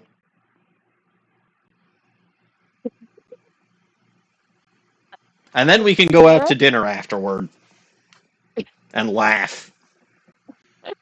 Except I probably won't be laughing because he'll still be alive and I don't want him to be. Anyway. Mr. Edgeworth. Maya, I already told you this once. Don't make me do it again. Don't bring up his name in front of me again, okay? You'll just make me laugh again, and I can't be distracted in this court case. Nick? Ms. Von Karma? Not. I don't know if you're God's gift to prosecutors or not. I don't care. You're wonderful. You don't have to worry about being perfect. Just be yourself. Yeah, well, Nick's a bit here. I will say I've had enough of Lost as Edgeworth. And like I said earlier, if he happens to still be alive, and you happen to find him, I'll help you kick his ass.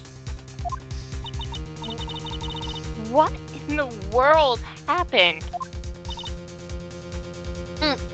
These dogs all bark and no bite. He's already been defeated. Regardless, I have nothing to inform you two of today. Tomorrow will be the greatest courtroom battle this country has ever seen. Nick? Let's go. We need to talk with the performer on the 3rd floor. I'm sorry I brought it up, Nick.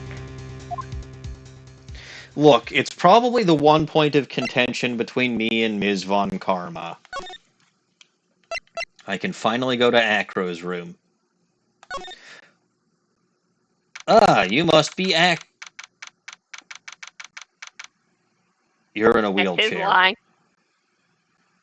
He's in a wheelchair. This is why They have been asking where they got a tightrope walker. I see. Look, I hate this case, Lissy, but I unfortunately have to get through it. That's what Little Goblin says. Everyone hates this case. I see birds, though. You do. He has birds.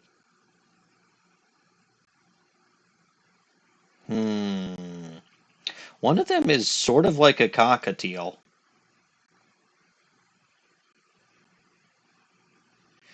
You say 2-4 is worth it.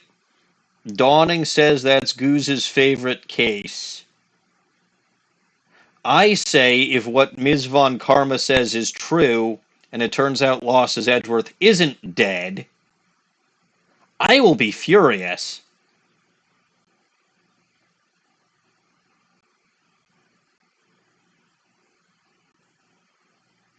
I will be. Anyway, I don't know what kind of voice to give this guy.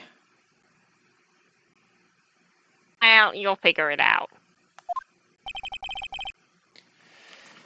You must be Phoenix Wright. Yes? Pleased to meet you. I'm sorry. What the fuck is his name? Oh, yeah, that's his real name. You don't have to call him that. No, this is hilarious. Pleased to meet you. I'm Ken Dingling.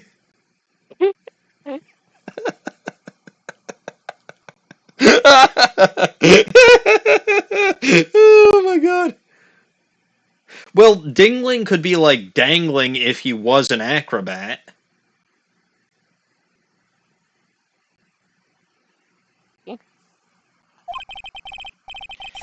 But here at the circus, everyone just calls me Acro. Mr. Acro. His name reminds you of that Simpsons song. I don't remember which Simpsons song, but okay. You know who was just in this room, right, Phoenix? Yeah, but he's stupid. I suppose so. How do you know my name? Oh, I thought it was Von Karma told her. Told him. The detective told me. He said you'd definitely show up here.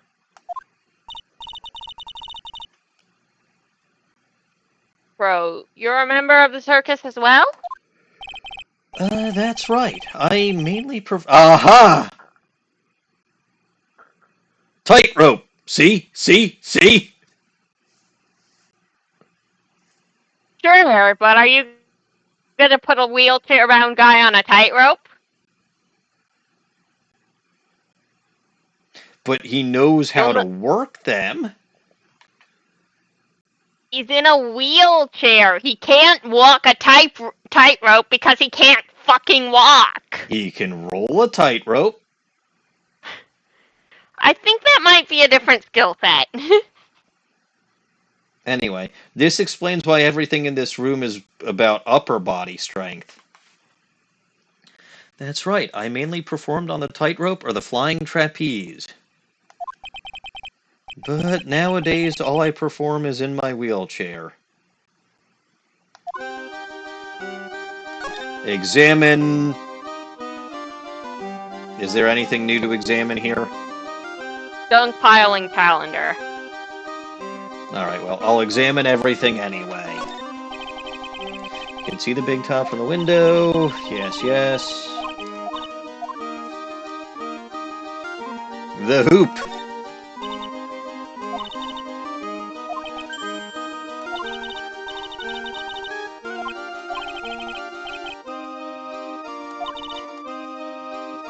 Yeah, no, this is very much early 2000s slang. Jesus Christ.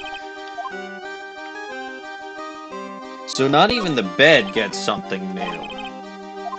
Nope. And the barbell doesn't.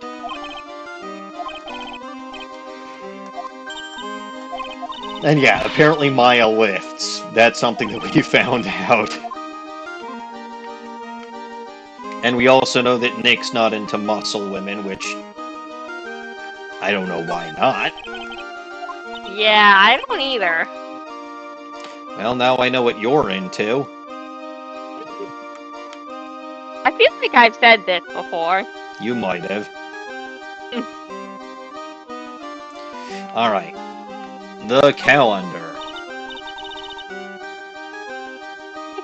It's a monkey calendar. Acro must really love monkeys. Really?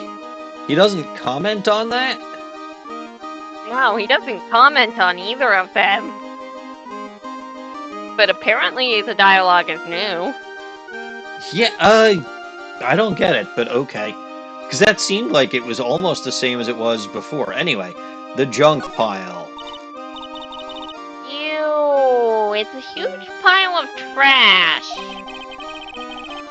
One man's trash is another monkey's treasure. I guess you're right. Look, they're all shiny things. He's even got a motorcycle exhaust. What do they call this thing? Oh, a tuba, right? A tuba toothpaste. Of course it's a tuba. You didn't know that? Hey! It's a picture of Regina. Why is there a picture of Regina in the monkey's pile of garbage? Maya's line is that she's a shining beauty. I would guess the monkey... The nonsense aside, I would guess the monkey wouldn't bother with that. I guess the photo probably has like a tiny coating on it. I'm just hoping it's not Acro's. Because he's 26.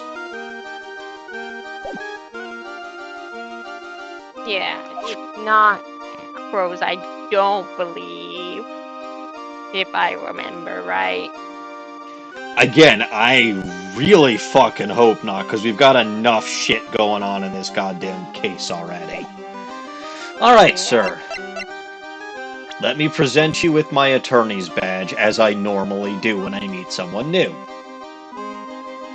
What do you think of this? Why is it not presenting? Dawning, what did you do? Oh, don't know. I thought you did it. There we go. I think the X button on my controller froze for a second. What do you think of this? I'm sorry, but in my present physical condition, I don't really know what goes on much about what goes on outside of this room. Oh, Regina's eyes are sorry. kind of far down. Don't worry about it. No need to apologize. I'm guessing that there's nothing particular I can present. Oh, what about money? Money. Does not look... Oh, yeah, he does have something for money. Of course he would. Money is a great friend to me. That pile of treasure over there is his collection, huh? It is indeed. Money will bring anything back with him. That's so cute! Yeah, I'm not great with the ladies. But I seem to be pretty popular with the animals. I see that. He does have quite a few things you can present, actually. The crime photo, various Mac things for him to be Annoyed at. the note. Alright, let's present him the crime photo then. Acro, please take a look at this photo for us.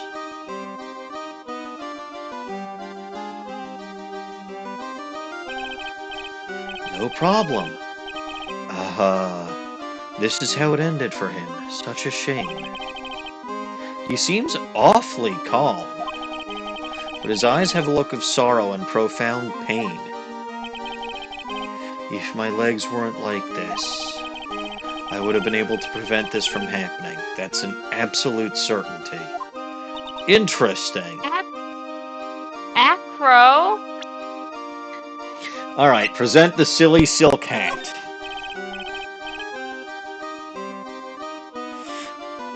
Whatever the fuck his name is, right? You'll have to forgive me, but I try not to think about him. Look, I don't blame you for not remembering stuff or trying not to think about this case. Because it seems like it's absolute shit. And at least in the anime, you'd be able to skip over a case. Whereas I can't do that if I'm playing through. Acro won't even look at it. Interesting. It looks like something is really weighing on him. The Ringmaster's papers and the promo poster I assume would be the same. Yep. The bottle I assume is generic. Yep. The circus map. Generic. Maps are almost always generic. Fair enough. The autopsy report. Generic. Really? Interesting. How about this wooden box? Generic, I think. Really? Huh. I mean, you wouldn't be able to move it around very far, I suppose. Pepper! Should be generic, I believe. Interesting. I thought he would be the one on the drugs. The experimental drugs to try to make his legs work better. The Grand Prix photo! Nobody deserves it, That's but... Matt. Yep. I assume that the other photo is the same. Also just Mac. Yeah. What about this note? He does have special I see that. dialogue for the note. What's this? That's what we want to know. It was posted in the cafeteria the morning before the murder. In the cafeteria... Ooh, the birds flew away.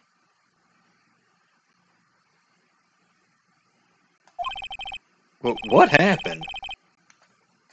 He suddenly looked incredibly serious and scared the birds away. ... If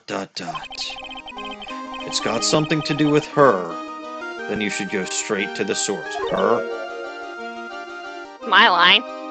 I didn't see that it was your line. I was making the question before I even hit the button. Regina. Well, there's like ask her about 3 female characters in this case, and one of them we haven't seen since the beginning. And another is the wonderful prosecutor we'll be facing tomorrow. And probably taking out to dinner afterward. Probably.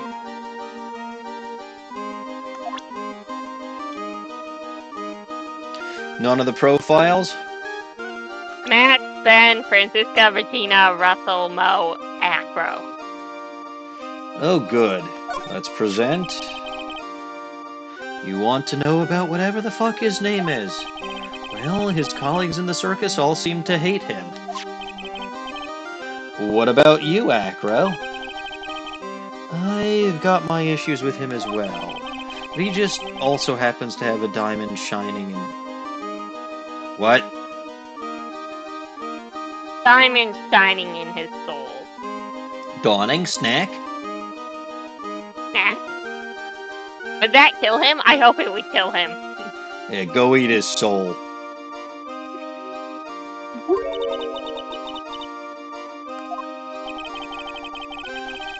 Oh, it's his pride as a performer. That's disgusting. We didn't have that pride in ourselves before Max arrived. You didn't miss much.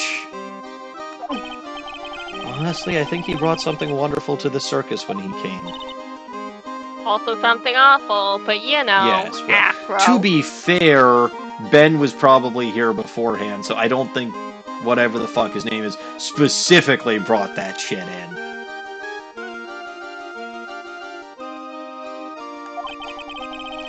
This guy is really different from the other members of the circus. Alright, tell me about the dummy. I was hoping you could shed some light on the dummy. Well, he'll always be here. And as long as he's here, he really can only continue to be a ventriloquist. Whether that's a good thing for him or not, I'm afraid I can't really say. Nothing on Gumshoe, but yes on Franziska? Yeah. Huh. Tell me about the lovely lady prosecutor, then. Mr. Wright, I just realized who you remind me of. You're just like this prosecutor. Of course I am. Wait, I'm not a girl. What? You and the prosecutor have the same glint in your eyes. Oh, we probably do, yes.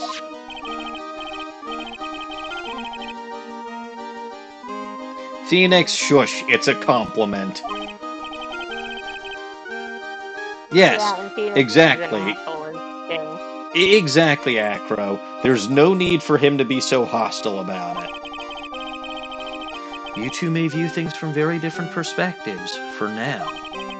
But you both see the world through the same color-tinted glasses. I know because neither of you wear glasses. I do.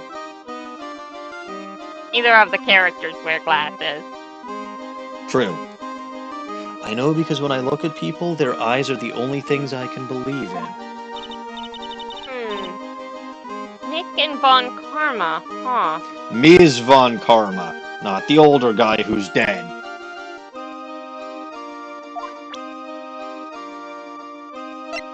Regina? Regina. She's cool, isn't she? And can you believe that such a cute girl is an animal tamer? Ooh. He got serious again. It seems animals are not the only things she tames. To be fair, he's right to be serious about it, because if he's the one who notices the shit going on in this circus, it actually is very serious.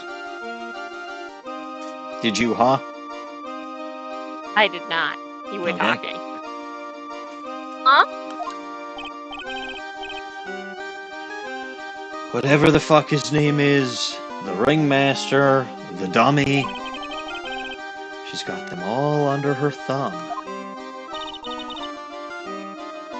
What do you mean by that? Maybe I went a bit overboard. It's just Regina's innocence. She was incredibly sheltered as a child. I see it seems that way. That's why she can... Ooh. That's why she can be so cruel. What? Regina is just like the animals she claims to tame. She's innocent, thus she can be cruel. I'm wondering the same thing. What happened between Acro and Regina? The ringmaster? The ringmaster. He was even more than a father to me. So again, someone who liked the ringmaster. When he took me in, the circus was in bad shape. It was obvious that he had no real way of supporting us. Us! You weren't kidding that he's got a brother named Bat, were you? Wouldn't you like to know? Well, us!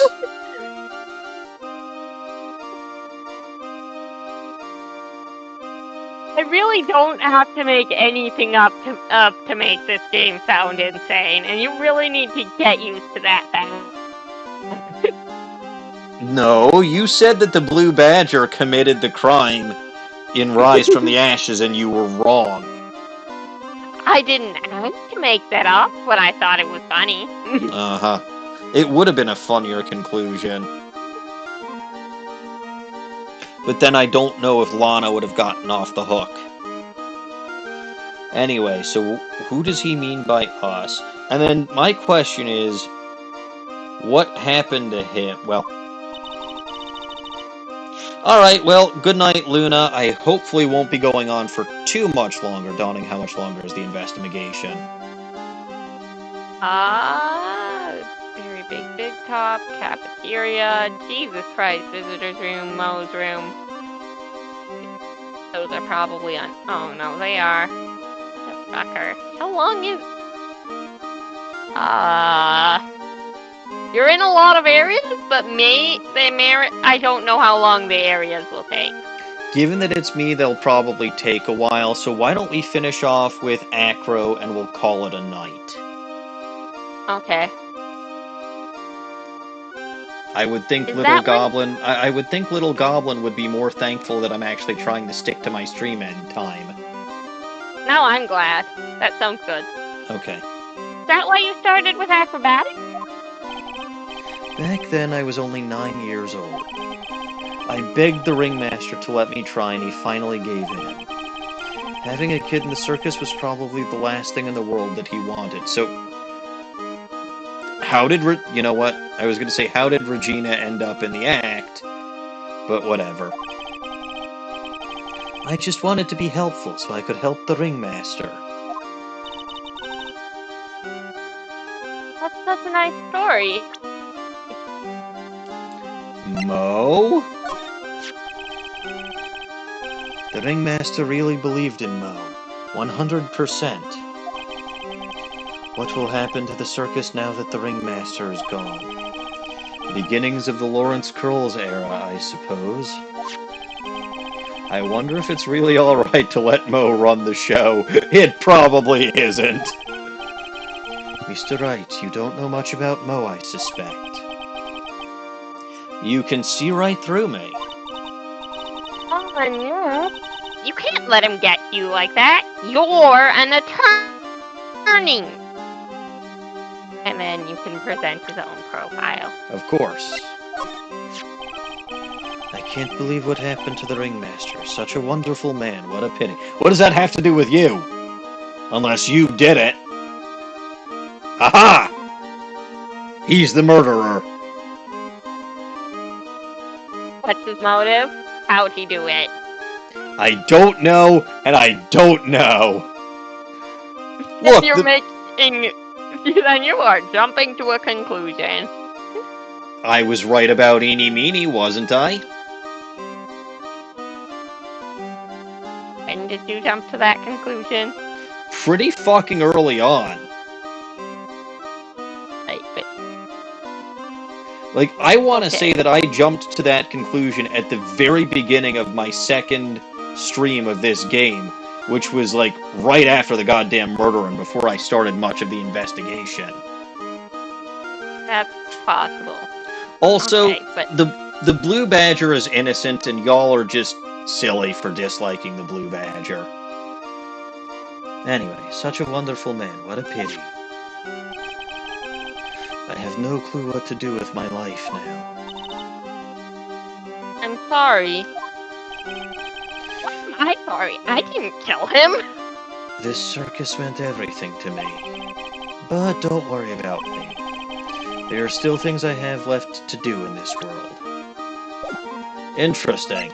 Let's talk about the Big Berry Circus. Acro, I think we know this already, but Acro, why did you join the circus? When I was a kid, my parents failed miserably at business. Then one night, they decided to run away from it all, without me. Oh? The only person who was willing to take my parents' place was the ringmaster. The ringmaster took such incredible care of me. He was truly a lifesaver. Okay.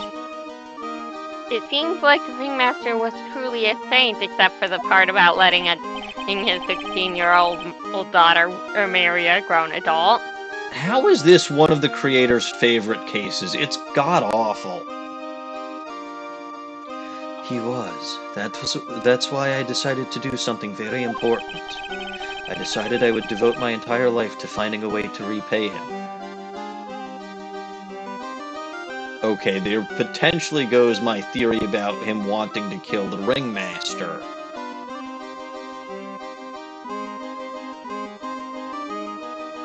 Maybe the intended victim was Max? I don't know. It still confuses me that the ringmaster was disguised as... So maybe someone was... But we'll figure something out. I'm sure it'll all become clear.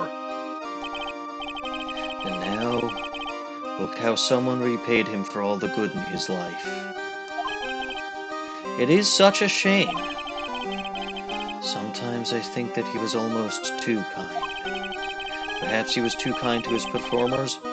Perhaps he was too kind to his daughter. Huh. I wonder if he spoiled Regina. Regina is so cute. She's truly a princess. Truly a princess? Are you sure that's a good thing?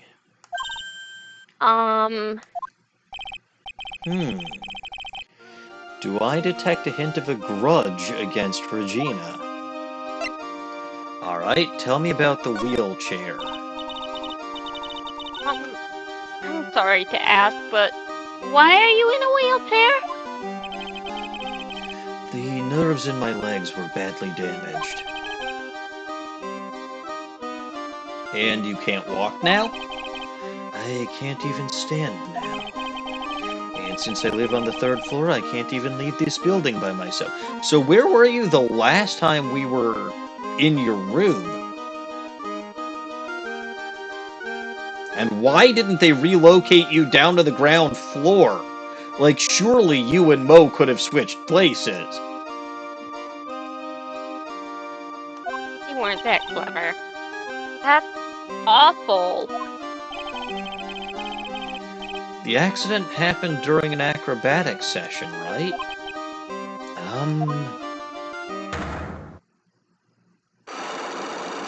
Oh dear. Cyclops. And that scared away the birds. They can apparently see this. Yeah. They're smarter than everyone else here. It doesn't seem like Acro's injuries were acrobatic in nature. Well, well. What's on your mind, Mr. Wright? Well, exactly when were you injured? It's been almost 6 months since I was hurt. I injured my legs during practice. 6 months ago. Which is... Hold on.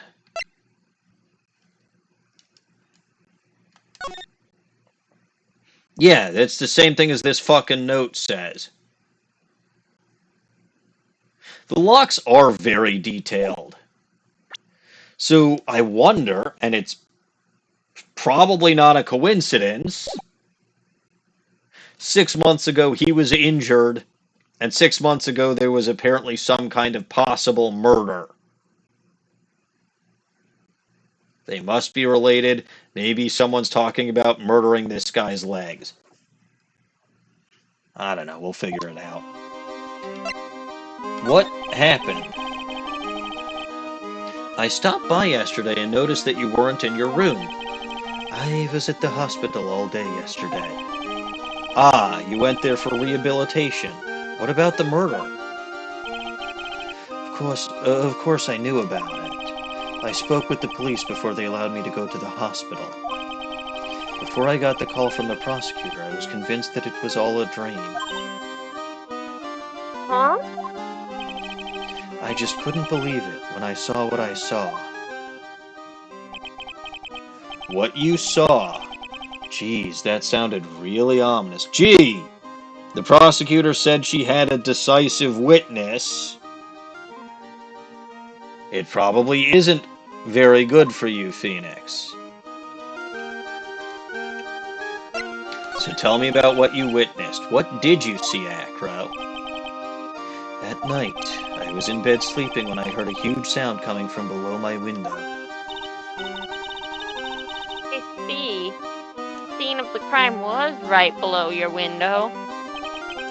That's when I looked out the window.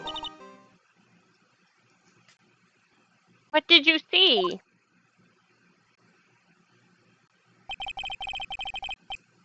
He was flying straight up into the air. Ooh, now that's a shadow. I love this image. He... Whatever the fuck his name is. What? That's what I thought he'd say. You're absolutely positive that it was that fucker you saw flying? I am absolutely sure. There's no doubt in my mind. Nick? That is what I am going to refer to him as, Lissy. It's not my fault. Dawning started it. Look, I think Loser Fuckface is a much more fitting name for him. Well, you didn't come up with that until today. Yeah. And I'd already gotten used to calling him whatever the fuck his name was. Anyway, it looks like we've spoken to him about everything that we can speak to him about at this point. So I'm going to do what I said I'm going to do, or I was going to do. I'm going to save things off here. And I believe we'll continue this the next time I stream Ace Attorney.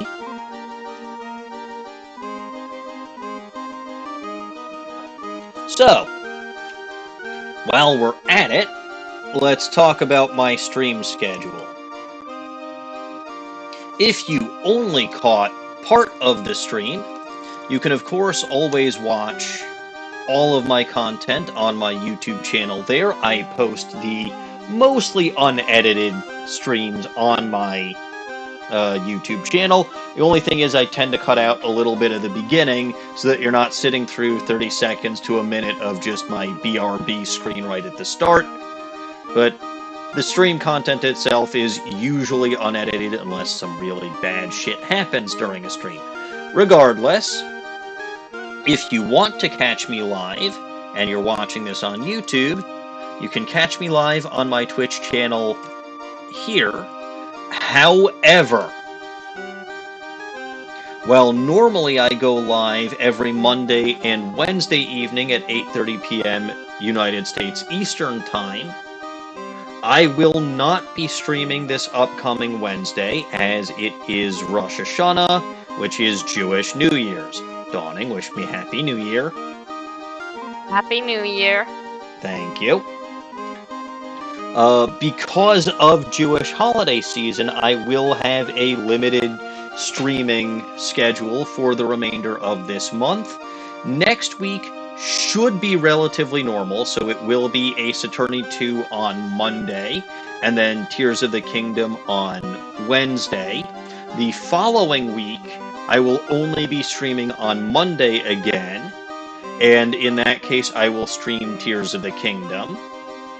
Then, the following week, I will only be streaming on Monday again, and I'll just go back to Ace Attorney.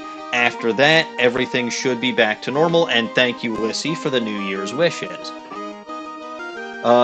However, I will point out, any and all of my streams on the Bulba Garden channel, which you can find there, will not be interrupted by the Jewish holidays, as I only stream at 8:30 a.m. United States Central Time on Sundays. Currently, I am dealing with the Pokemon Violet DLC.